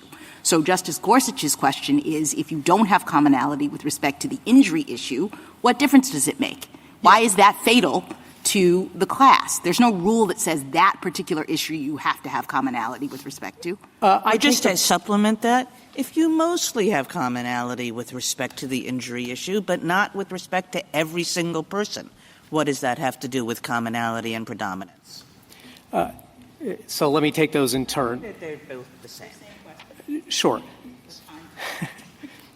So I think this Court's cases in Walmart, in Halliburton and Amgen, and in Comcast illustrate that there are some items on which, if there's variation across the class, they're so fundamental to the case that you really just aren't going to be able to certify the class. In Walmart, it was injury and causation. In Amgen and Halliburton, it's reliance in a securities claim. In Comcast, it was damages. And so the same argument could have been made in Comcast, right? We all had the same antitrust theory of injury, but because the damages were going to vary, that class couldn't be certified. And I think we're just saying the same thing. If you have a class in which Article III injury is not present for some but is present for the others, that's just not going to meet the commonality standard. Now, Justice Kagan, you said, well, what if it's only a few?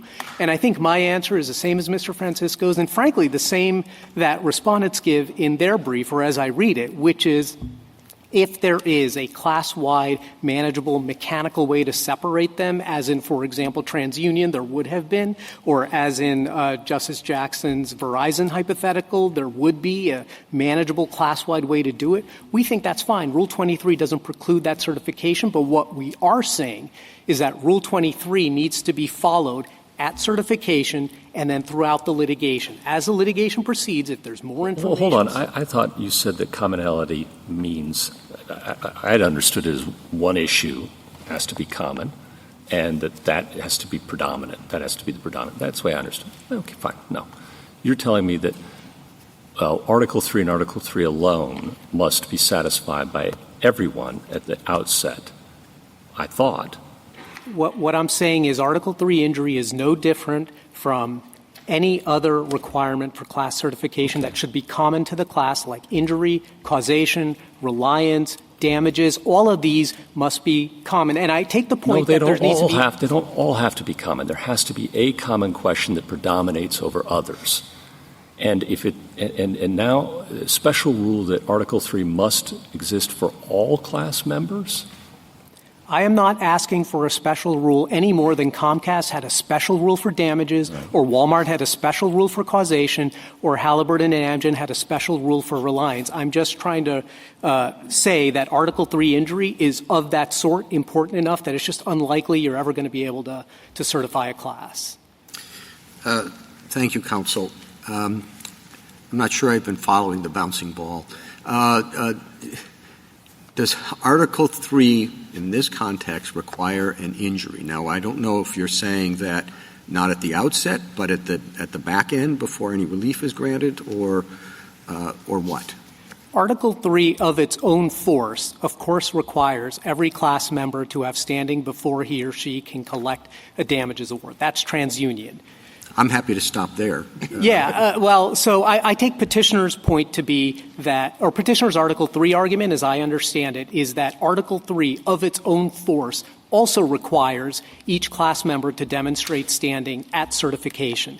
And we're not taking a view on that. What we're saying is that Rule 23's commonality and predominance requirements requires that same thing, and so there's no need to decide whether Article 3 of its own force would require it if, say, Rule 23... So Article 3 is in the case. You just like to run it through the certification process? That's right.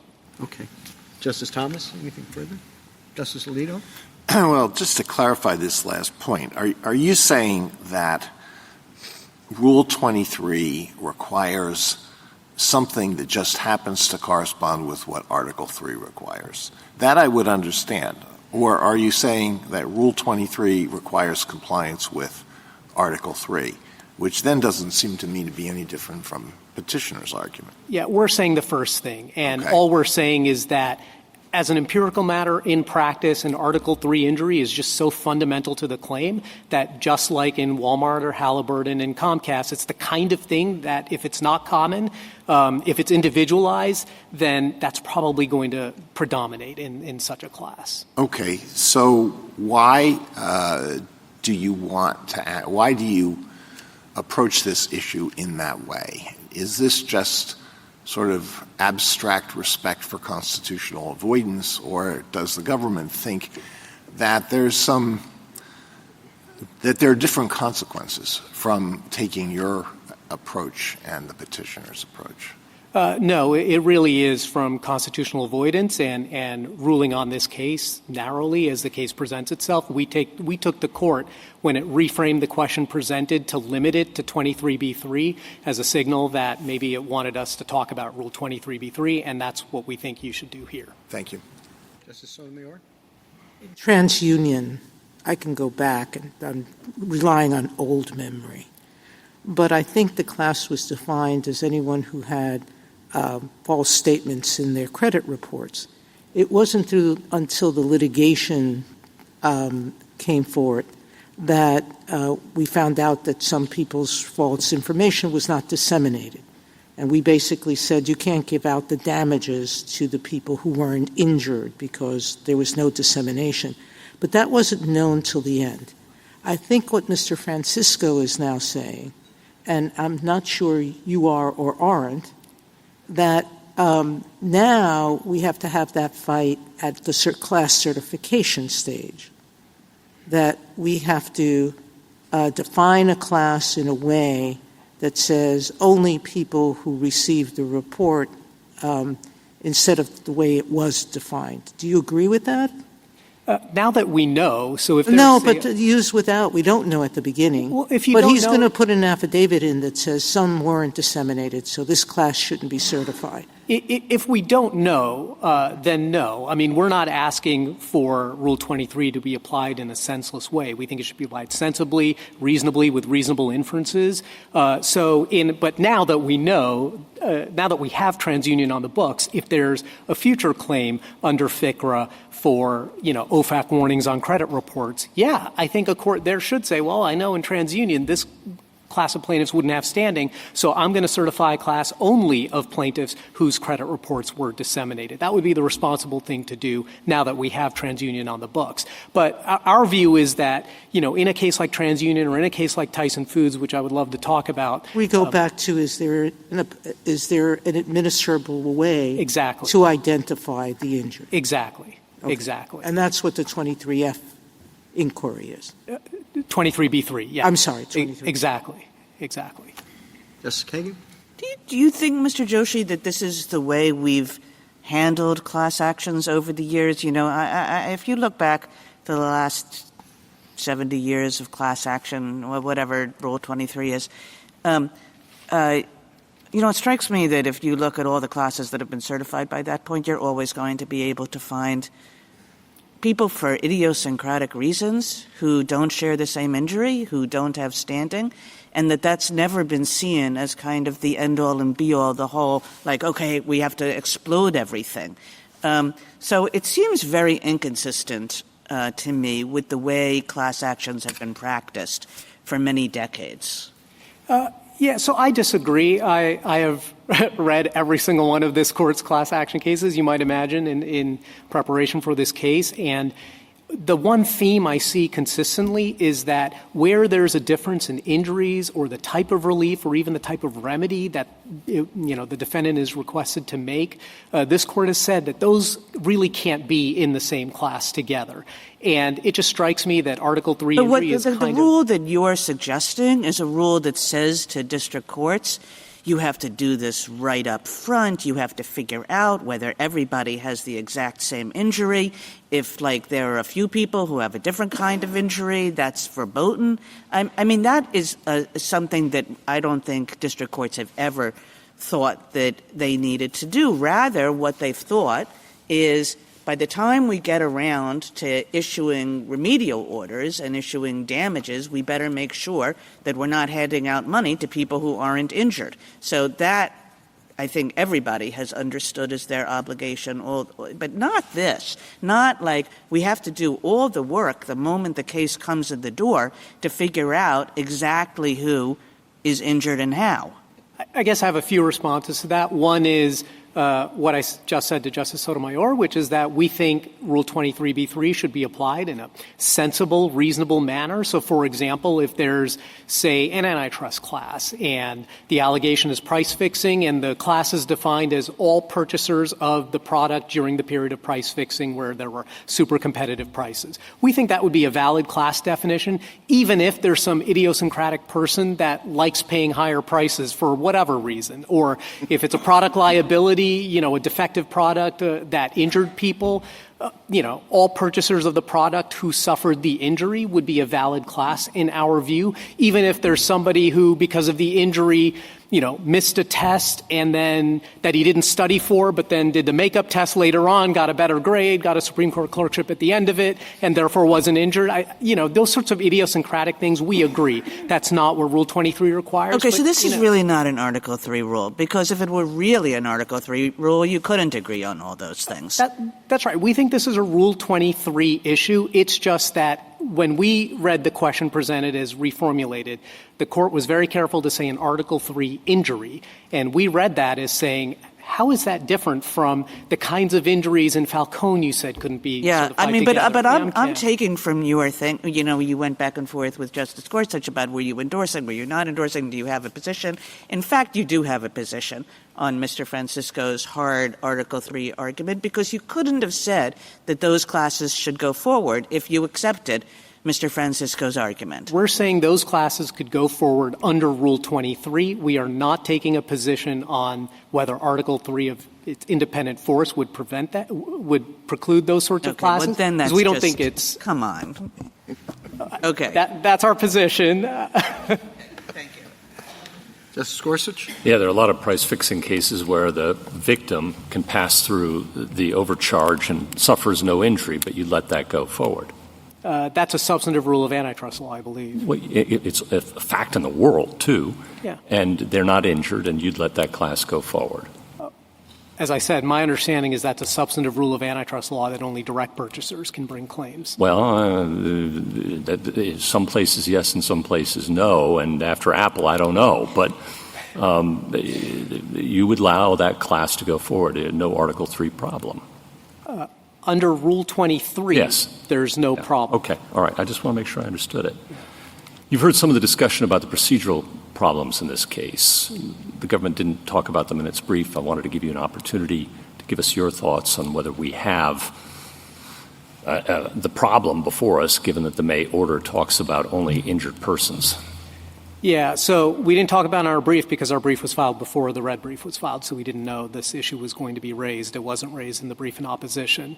As an amicus, we're poorly situated to take a strong view of matters, but that said, I think petitioners have the better of the argument, and what I would rely on are two things. One, under cases like Asarco against Kadish, we know that the Court of Appeals issued an adverse judgment to petitioner. It's jurisdictionally properly before this court. This court has jurisdiction over the case, so I don't think it's a matter of jurisdiction. So then there's a question, well, which order are you really looking at here?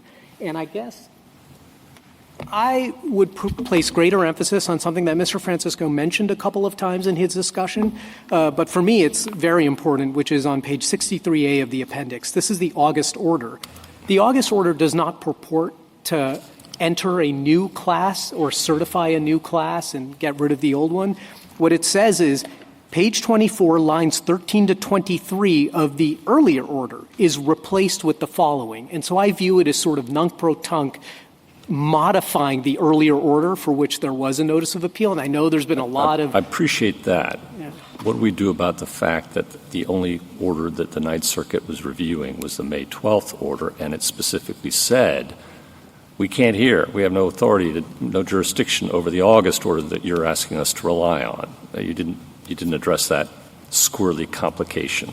Yeah, again, there's an August order, but one of the terms of the August order was to nunc-pro-tunc amend the earlier one. I understand, but the Court of Appeals didn't understand itself to have jurisdiction over that order, and we're only reviewing the Court of Appeals resolution of its view on the May 12th order. That's right, and that's why I would fall back on the fact that you have jurisdiction to review the Ninth Circuit's decision. We think it contains an error of law. You could correct that error of law, and, Justice Barrett asked what's left on remand. I think if you corrected that error of law and sent it back, even if the Ninth Circuit adheres to its view that it had only the May class definition in front of it, and even if the Ninth Circuit then holds that the May definition doesn't run afoul of the rule that, by hypothesis, you would adopt in this case, then, and even if, as Mr. Francisco suggested, he's out of time to appeal the August order, I would imagine that on remand in the district court with that binding precedent,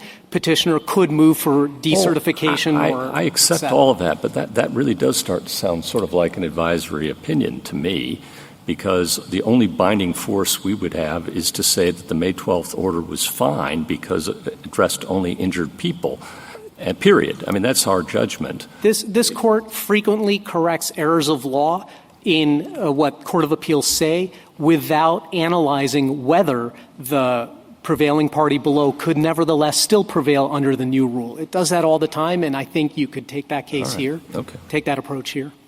Justice Kavanaugh? When you said Rule 23 is narrower than Article 3, I just want to make sure I understand how you think it's narrower. It's not narrower in the result that would be reached in particular cases, at least as I understand your position. It's narrower, I gather, in the sense that theoretically Rule 23 could be changed, and at that point we would have to confront, in your view, the Article 3 issue. Is that what you mean by narrower? That's exactly what I mean, yeah. Okay, thank you. Justice Barrett? Justice Jackson? I guess I'm still struggling with why isn't the sensible and reasonable manner of applying Rule 23 the way that, as Justice Kagan says, we always do, that we look at commonality, or that district courts look at commonality and predominance sort of in the aggregate with all of the issues on the table. There aren't directed to one or another to say that if this particular issue does not have commonality, you can't certify the class. And that seems to be what you are saying. I appreciate that there are certain other cases where the court has picked out various issues and said either you've gotten it wrong or right on commonality, and that you would like for this to be one of them. But it's unclear to me that the rule is such that it requires that this particular issue there has to be commonality with respect to. I think the one thing, I read the cases differently. I think there is a strong through line of this court's class action cases, Falcone, Amchem, Walmart, Lewis against Casey, so many cases, East Texas Motor Freight, in which the court has said that different injuries cannot be certified in the same class. Let me ask you a question. Do those cases talk about those injuries in the context of the harm being an element of the claim? If I go back and look at them, are those cases ones in which the harms that we're talking about are just in the damages realm? There are many claims in which harm is actually an element of liability, and I totally understand in those worlds you're thinking about, can this be proven by common proof, or do we have a bunch of individual actions here? But it seems to me that when we're talking about damages apart from liability, it's very hard to see a world in which individual proof with respect to damages can overwhelm, from the standpoint of predominance, the kind of consideration of whether or not you should have a Rule 23 certification. So there are cases of both types, and Comcast is the perfect example of the case you just said. In Comcast, the plaintiffs had an antitrust theory that was common to the class, that was common to the defendants, that would have established, the injury, causation, et cetera. But it was the variation in damages that precluded certification of that class, because it's just so fundamental to the kind of claim that was being brought that it was just going to overwhelm even the common antitrust liability theory. And we're saying Article 3 injury is just as fundamental, and Rule 23 would preclude certification in those circumstances. Thank you, counsel. Mr. Gupta? Mr. Chief Justice, and may it please the Court. As this Court held in TransUnion, and as the Chief Justice recognized in Tyson Foods, Article 3 doesn't give federal courts the power to give relief to any uninjured plaintiff, class action or not. So if the Court finds its way to reaching the question presented and writes an advisory opinion, and that's what we think it would be, the advisory opinion should hold that at the class certification stage, the proper inquiry is whether there will be an administratively feasible mechanism to weed out the uninjured. Consistent with centuries of historical practice, from the Chancery courts at the time of the Constitution's ratification to now, it is the representative who is actually before the court, not the absentees, who must prove the existence of an Article 3 case or controversy at the outset. But if we are here to police the jurisdiction of the federal courts under Article 3, we should probably start with this case in this court. LabCorp now concedes that any appeal of the August order on which LabCorp's arguments have exclusively relied was not actually in the case in the Court of Appeals, and therefore isn't within this court's certiorari jurisdiction. In its reply, LabCorp has shifted gears and attempted to reorient its challenge to the May order that is concededly no longer in effect and that is not harming LabCorp. But any appeal of that superseded order is moot, under the general rule that interlocutory appeals from superseded orders are moot. the traditional exceptions to mootness do not apply, and this Court should reject the invitation to craft a new mootness exception on the fly. It would make little sense for this Court to reach broad pronouncements on Article III's limits in a case that itself presents such serious jurisdictional barriers to reaching the question presented. I welcome the Court's questions. Did you raise that in your brief in opposition? I'll acknowledge that the brief in opposition did not raise this jurisdictional problem. It did raise the fundamental problem that in the respondent's view the question presented is not presented by this case and other preservation issues. But as the amicus brief of the federal jurisdiction professors indicates, there were a number of ways in which the petition obscured this jurisdictional problem. It became apparent when the blue brief was filed that the arguments rested entirely on this outdated order and class definition, and we pointed it out in the red brief. In hindsight, with the 2020 view of hindsight, I wish all of these issues had been fleshed out at the cert stage, and perhaps we wouldn't be here. But I do think even when wisdom comes late, we should acknowledge it. And this Court's rules are clear that the failure to raise jurisdictional objections at the certiorari stage doesn't deem them forfeited. What's your view of what would happen on remand? I asked Mr. Francisco what would happen given that the 23F time has expired. You heard the question. What's your view of what would happen and whether that August order remains something that he could appeal or not? Right. And so we don't think there should be a remand if you agree with us that the case, is moot. You could dismiss as improvidently granted or perhaps it'd be vacated. But either way, even if we did that, then it goes back set down. All that aside. What happens after this? Yeah. So I think they have available to them the ability to move to decertify the class. They have the ability to move to dismiss for lack of standing the named plaintiff. So they're not without rights. And Rule 23F is a discretionary appeal mechanism. And there was some discussion earlier about what was ascribed to the Ninth Circuit, this material change doctrine. It's actually not just the Ninth Circuit. I know you don't have briefing on this, but all of the circuits have had to confront this question, and I think their approach is similar, which is it doesn't assign dispositive significance to what the district court said, whether the district court characterizes there being as a material change.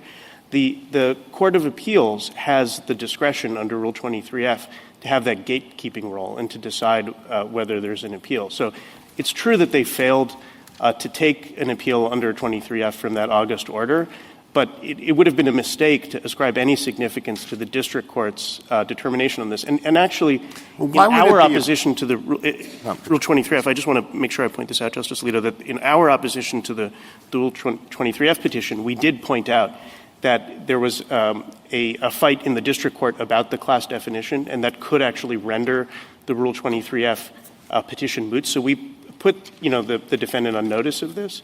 They had the ability to file a second petition, and they didn't, and they still have the ability in the district court because class certification is always a constant moving target, they have the ability to seek relief, even now, in the district court, and then perhaps if they don't like that, they can appeal, and maybe they would come back here. Sorry, Justice Alito. Do you think this material modification rule is required by statute? By Rule 23F? I think Rule 23F... In other words, if a different court of appeals said, we don't want any part of this rule, we think it's a silly rule, we're going to adopt a different rule,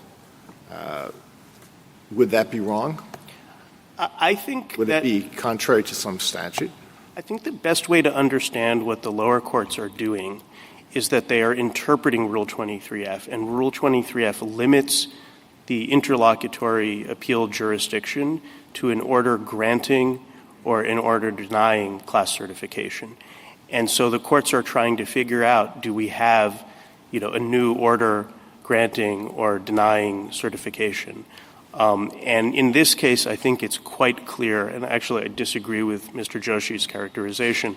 I think it's quite clear that the May order and the August order are different orders with respect to class certification. In fact, the August order, it's true that it says it's modifying the previous order. That was the June order, which the Ninth Circuit also said was outside of its jurisdiction. Well, suppose the district court issues an order certifying a class. There is an appeal. and after that, the district court makes some change in the order. But the district court says, look, this is not material. This is immaterial, absolutely immaterial. Right. What is the party who's taken the earlier appeal supposed to do? Is that the party would, I would think, if your position is correct, the party has to say, well, you know, I don't want to bet everything on this. Even though the district court has said it's immaterial, I'm going to have to file a new notice of appeal always. Right. So I think that's exactly what this doctrine is intended to address. And I think, you know, if there was a typographical error, for example, in a class certification order, I think nobody would reasonably insist that there needs to be a second 23F petition. And I think Judge Posner has a decision on this in the Apple, Illinois case. I think that he explains that's part of the reasoning for this. But I just want to point out we're here, you know, in this case talking about 23F appealability jurisprudence in a case where my friends didn't challenge the jurisdictional holding of the Court of Appeals. If they had filed in their cert petition, if they had told you about this problem and they said, look, there's a May order and an August order, and our beef is really with the August order, and maybe we think the jurisdictional holding of the Court of Appeals was wrong, they could have challenged that, but they didn't do that here. I think the reason we're talking about it is, as I understand the reply brief and the letters that were exchanged, I think the suggestion, LabCorp's suggestion is that the case is not moot because you should import, this is how I understand the argument, that you should import this material change doctrine into the mootness exception and craft some kind of exception for mootness on that basis. And they cite in their reply brief the Jacksonville case. That case is a case about an exception for mootness, but it is about the voluntary cessation and capable of repetition exception, which is a recognized exception. I don't want to belabor this, but I will ask one more question on it. If the Ninth Circuit's rule is not required by statute, then why is there a jurisdictional problem?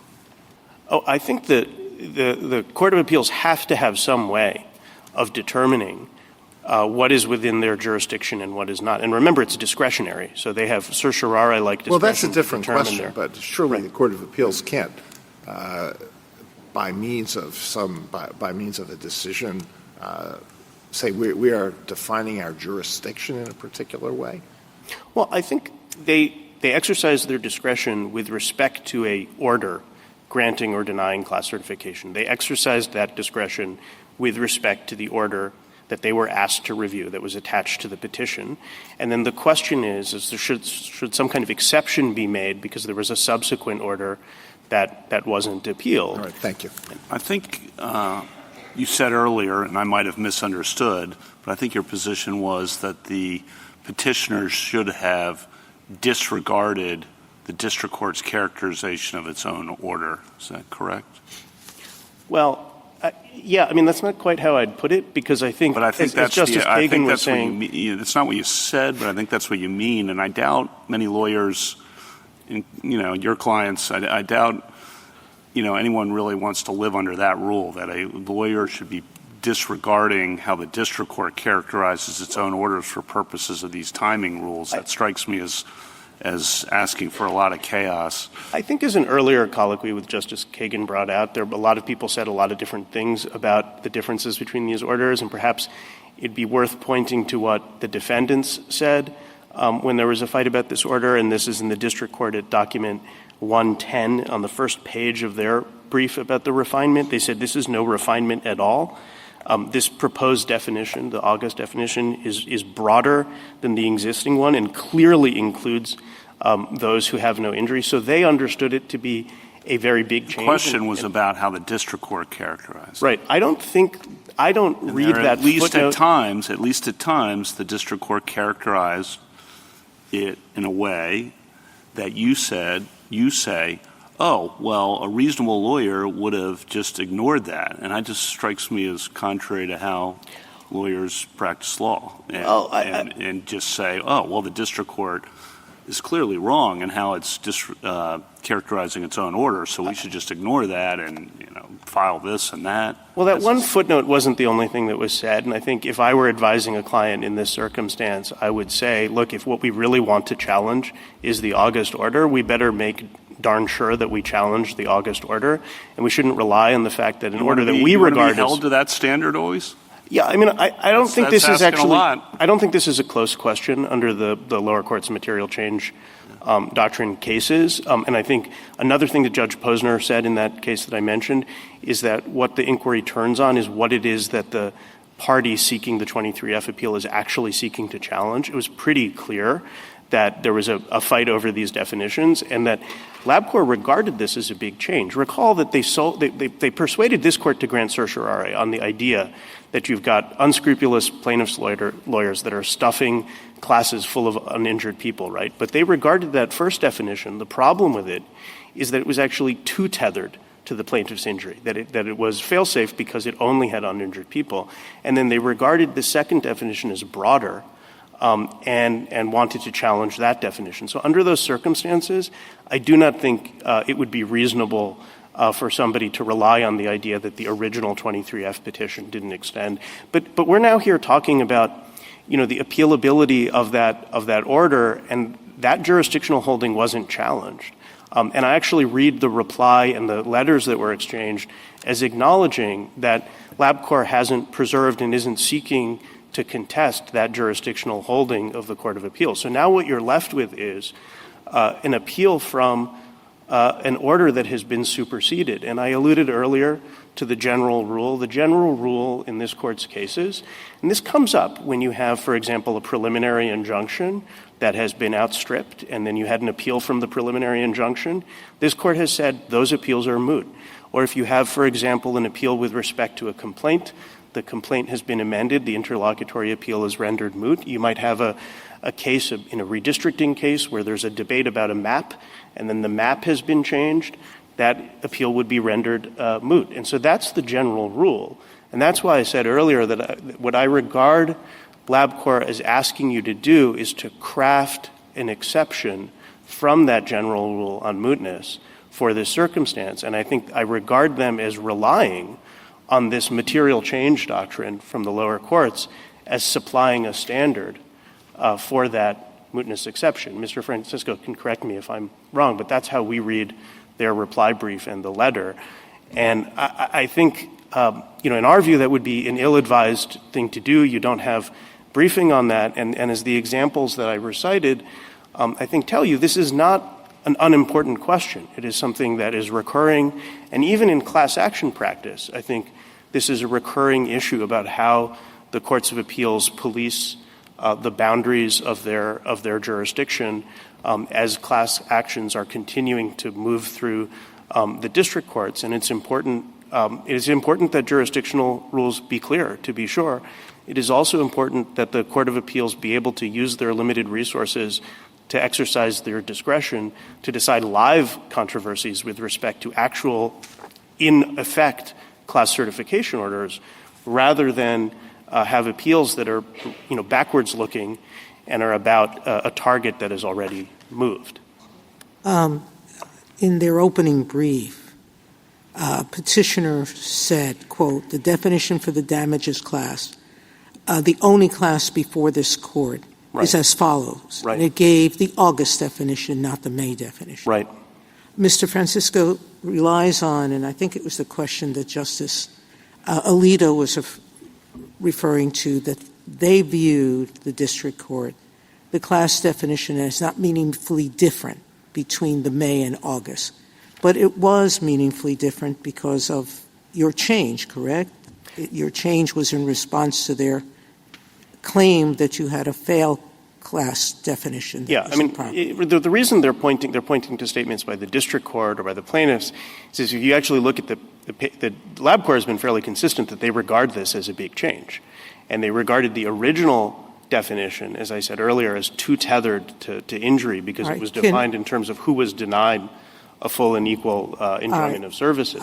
This is the hard question. It may be unfair, and you can tell me you want to think about it. But they claim that you do not have an administrable way of identifying the injured and uninjured. Right. All right? So whether it's under Article 3 or it's under Rule 23, according to the SG, that you can't prove that. What's your point on that? Well, so, I'd be happy to talk about it in the abstract, and I can talk about all the lower courts have said in cases where this question has actually been presented. The oddity of this case is that issue was never presented in the district court, and so the district court didn't have any battle over this and didn't certify a class that was premised on the idea that there was a contest over whether there were uninjured people. And actually, our position has been all along that everyone in this class is injured, and that's what the lower courts, I think, recognized. And the reason why is, similar to other cases where there's a discrimination alleged. This court has always said discrimination itself is an Article 3 injury. And so one analogous case is a case where you have people that are challenging an affirmative action policy of a university. Well, Mr. Gupta, that's the question that we didn't get to in Atchison, right? There are arguments that racial discrimination and other kinds of discrimination are different. So I do think in fairness that that's an open question.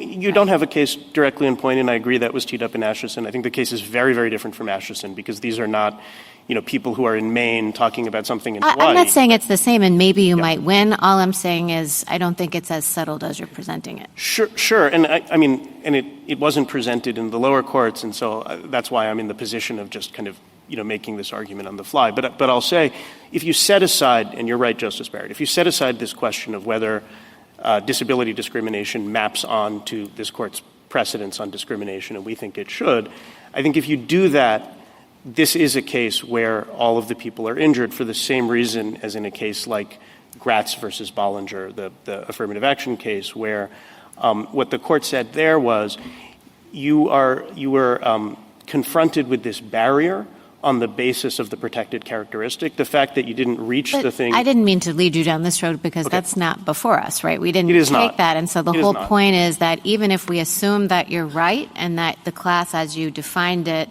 does include only people who are injured, that doesn't take away Mr. Francisco's argument that there would still have to be some sort of process at certification to identify who was injured or not, even if it was just who wanted to go to LabCorp. Well, I think, Justice Barrett, this points up the strangeness of this vehicle because this is a question that arises with some frequency in the lower courts, but where it arises, there is an understanding that there's a real question about whether there are uninjured people and how they will be weeded out. And it principally arises in cases, it happens a lot in antitrust cases, and other kinds of cases where the plaintiff's method of proof relies on economic model about a counterfactual world. And so, in a price-fixing case, for example, there's going to be a question, did everyone pay the super competitive price? And it might not be possible ex ante to determine who the people are. But what you're saying, because I don't want to take up your time and you can divert it, just what you're saying is that it would be impossible, if we agree with you on kind of the Atchison-esque point, you're saying it would be impossible for everyone in the class not to have standing as you describe it, so that this would just kind of be irrelevant. Yeah, it's another way in which writing an opinion here would be an advisory opinion, because you'd be... Well, we'd have to decide that we agreed with you on the question that we don't want to answer, which is... Well, or you'd have to reach an antecedent question that really wasn't presented below. We deliberately excluded it from the question, so... Right. And I think you do that all the time. You grant cases where there's an assumption built into the question presented, but I think it does matter whether that assumption is true or has been established in the lower courts. I don't want to fight on this because it's outside the QP, but I would just, to continue what I was saying, I think where the question arises, it tends to be where there's a battle of the experts, as Justice Gorsuch was talking about earlier in cases like, antitrust cases, or in a case like Tyson Foods. Tyson Foods was a case that came here where you had a complex question about how to weed out the uninjured people, and because the defendant hadn't kept records, the plaintiffs had to rely on expert testimony, and there were 212 people at that pork processing plant in Storm Lake, Iowa, who it turned out were not injured. it would have been really easy to have a trial and weed them out if there had been a special interrogatory form. Those were people who were uninjured simply because, they didn't work over 40 hours, and so they weren't deprived of overtime. But if you accept the submission on the other side here today, I think what should have happened in their view is you would have redefined the class, and then you would have had a fail-safe problem perhaps, which is you would have defined the class to be only those people who worked 40 hours and were not paid overtime. That's not really in the defendant's interest. The defendant, as Justice Gorsuch was describing earlier, the defendant wants a class definition that's ultimately going to provide global peace when the case is resolved. What I said in the short concurrence, which Justice Alito and Justice Alito alone joined, that the answer when you get to the point and realize that these people had not worked 40 hours is not that you then go back and carve them out. What I suggested is that would be a good reason not to certify the class in the first place.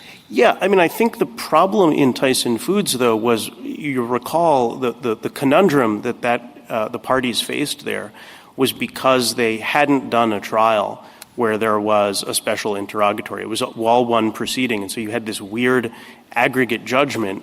And then the question was, is there some way to reverse engineer what happened with that judgment to weed out the uninjured, right?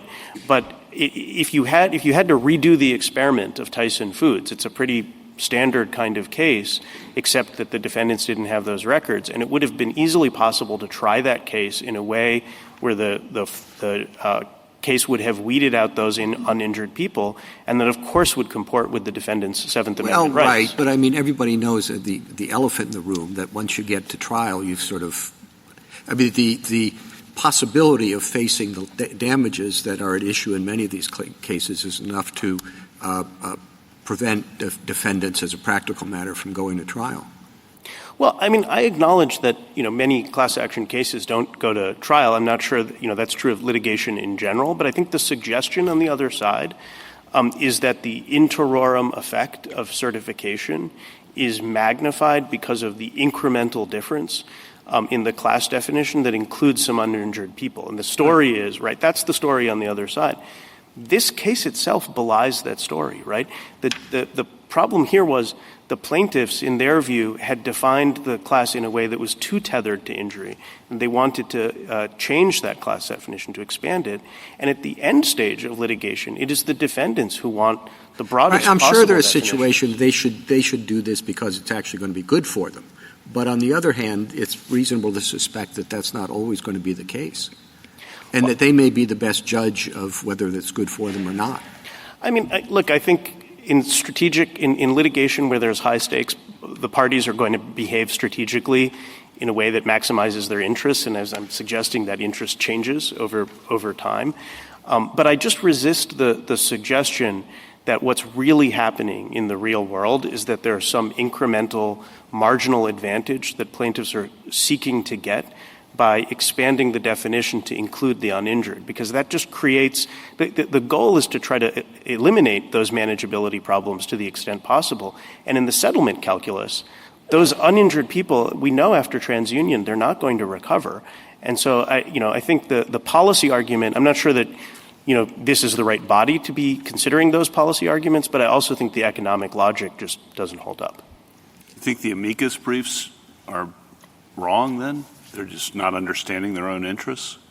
The amicus briefs on the other side. I guess I'm picking up on the Chief Justice's question. I think they know their own interests. I'm not saying they're right.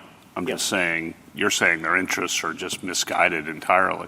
Well, I actually think some of the amicus briefs on the other side take a more measured position that is really more consistent with the consensus view in the lower courts on Rule 23. The parties' positions have coalesced quite a bit on the Rule 23 question. And I know you were persuaded to take this case on the idea that there's some circuit split, but if you actually look at the circuit decisions that are deciding this question on Rule 23, I think the divergences are largely explained just by the differences in the record and the economic models, which are complex. But they're all saying really the same. I think Judge Katsas and Judge Ikuda and Judge Dyke in the First Circuit, they're all saying the same thing, which is This has to be administratively feasible, and we have to figure out whether it's going to be possible. You agree with Judge Katz's opinion?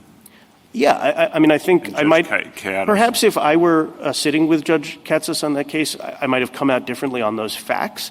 But I think the legal framework for these cases, they're just not very different. And I think everyone recognizes, especially after TransUnion, that the job is to weed out the uninjured. And it's just a question of whether on those records, whether it's going to be manageable to do so. I think the Article 3 argument on the other side here is much more ambitious and would really be a departure from the way things work. If I could just in Mr. Francisco's understanding of this case is you have sort of two groups of people, the ones who wanted to use the kiosks, who tried to use the kiosks, who couldn't use the kiosks, and the ones who wanted no part of the kiosks. And, of course, that's very different from your understanding, which is discrimination is discrimination. But just take for a moment, and this is a question that we're not going to decide one way or the other in this case. If you take for a moment Mr. Francisco's understanding of who has to, what the weed and what the chaff is, is he right that you have no way of separating out those two groups of people? No, I think it would be a harder case than this one, but I think it's not infrequently the case that membership in a class turns on some attribute of a person that can be tested through a claims process. And you have an amicus brief from the claims administrator that explains how this happens. It happens in a lot of different contexts, products liability, and there can be, there's discussion of affidavits. There can be affidavits. That can be one way it can be done. It can be done based on an examination of records. The defendant often has records that will confirm membership in the class. So I reject the suggestion that that's impossible to do. But I think, as this court said in Dukes, that the predominance inquiry is very case-specific, and it has to be a rigorous inquiry based on the record. And so what I appreciate you're not going to answer, the specific standing question in this case, but I would also just caution the court, because of the strangeness of this vehicle, where none of this was teed up in the courts below, not to paint with a broad brush and address situations that aren't before the court, where actually managerial district judges are able to do a very good job of weeding out the uninjured under existing practice.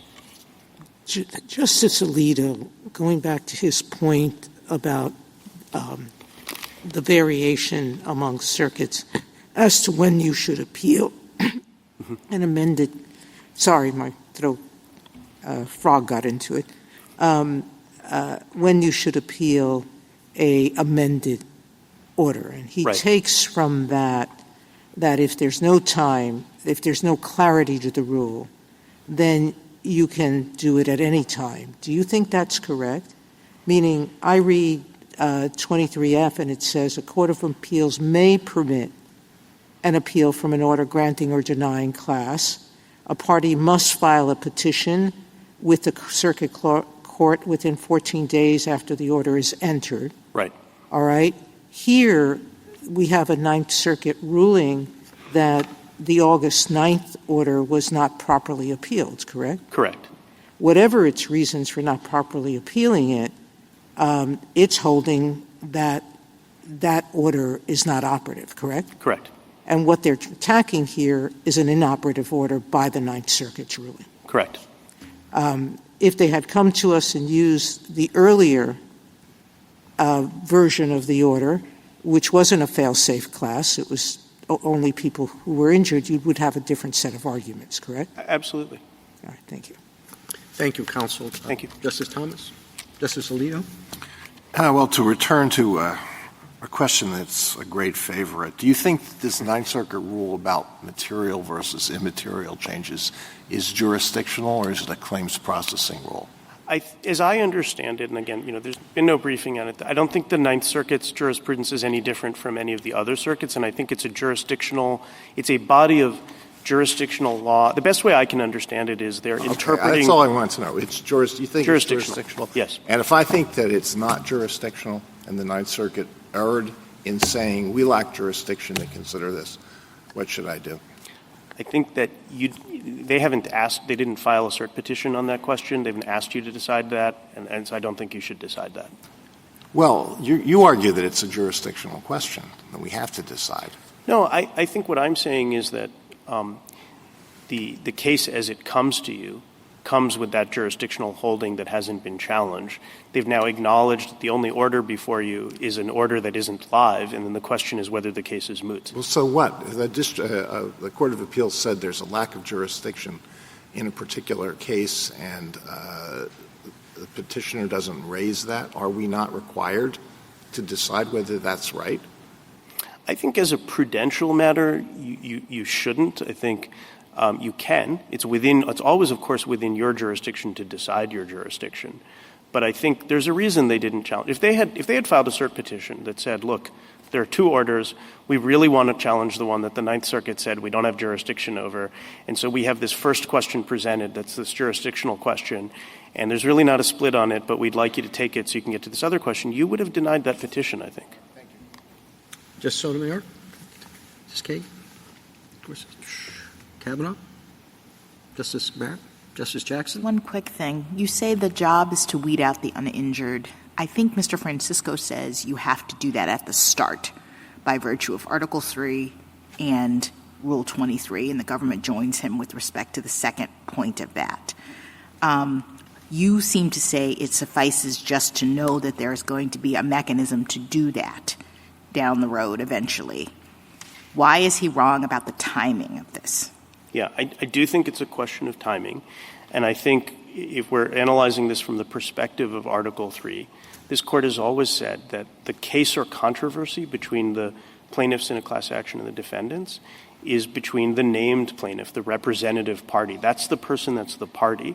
So if you think about this from the perspective of what Justice Story said about how representative litigation worked at equity practice or how it works under modern Rule 23, Justice Scalia's opinion in Devlin, the understanding has always been that pretty much always the absentees are not parties over whom the court exercises jurisdiction unless and until the court is doing one of two things: exercising its remedial power with respect to an absentee, or deciding a question that it wouldn't otherwise have to decide, like an individual question. At that point, we acknowledge that those people who are absentees, they then have to establish Article 3 standing. What about Rule 23? But why should you do all this before you have to? That's one of the efficiencies of the class device. And I think Rule 23 is designed to promote those efficiencies through representative litigation, so long as you have a case or controversy with the representative.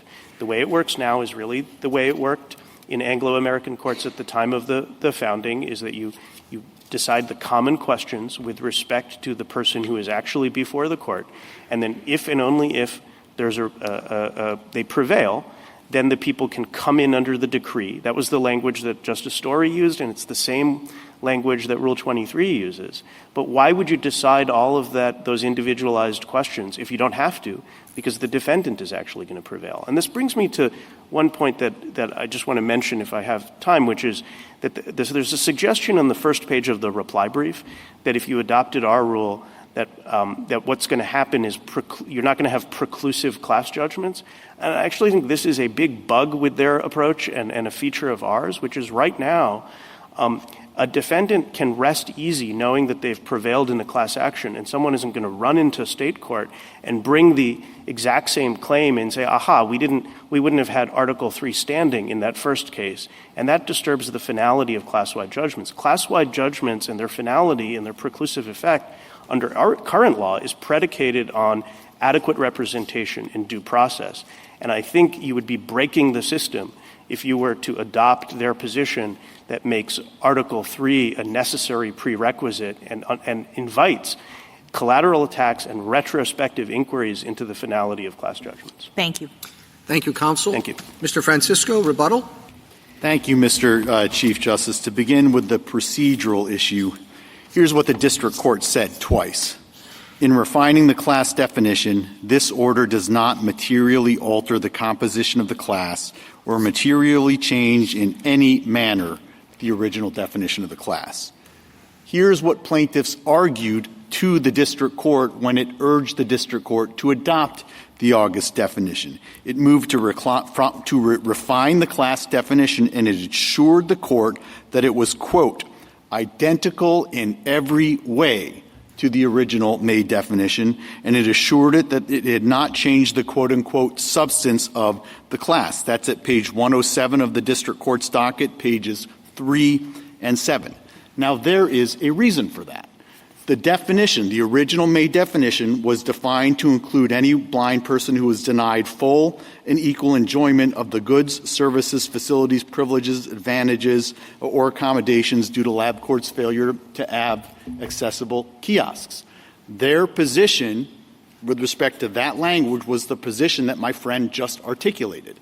Every single person who walked into a LabCorp facility had those rights denied, regardless of whether they wanted to use a kiosk or not. That's what he just stood up and told you was their understanding of who's injured, and that fits within that definition. That is why they took the position that the August definition and the May definition were the same. That is why the district court took the position that the August definition and the May definitions were the same, because the district court agreed that that was with the definition of the class and the class of people who would have had standing. And perhaps most importantly, that is why the Ninth Circuit resolved the question presented.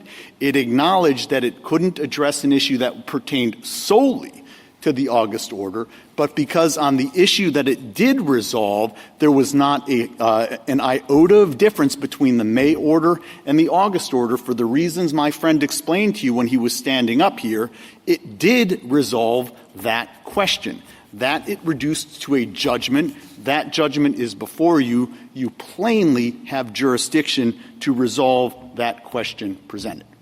Turning to the merits. I think that as we've discussed, the Article 3 issue is easy to solve, but it walks right into the 23B3 question. My friend essentially acknowledged that when it comes to a class loss, the only consequence is that you're going to end up binding a class, even if it includes members over whom the court lacked jurisdiction. That is a fairly shocking proposition. To say that a court can say, I know I am adjudicating a whole group of people, many of whom I don't have jurisdiction over, yet nonetheless I am going to proceed to bind them with that judgment that is in the teeth of steel company, we ask that you reverse. Thank you, counsel. The case is submitted. That concludes the audio recording of the court proceedings. In Laboratory Corporation of America Holdings versus Davis, decided on June 5, 2025, the Supreme Court dismissed certiorari as improvidently granted. Per curiam, the court determined that the questions presented did not merit review after further consideration of the briefs and record, vacating no judgment but ending the case without decision on the merits. No reasoning provided beyond the dismissal rationale as a standard for dig orders. No dissents noted. This concludes this presentation. If you have thoughts on this case and judgment, do comment below the video. Also, to receive notifications of future cases, be sure to subscribe to the channel. Please share the channel link with your friends and peers that you think may be interested in or benefit from it. Thank you.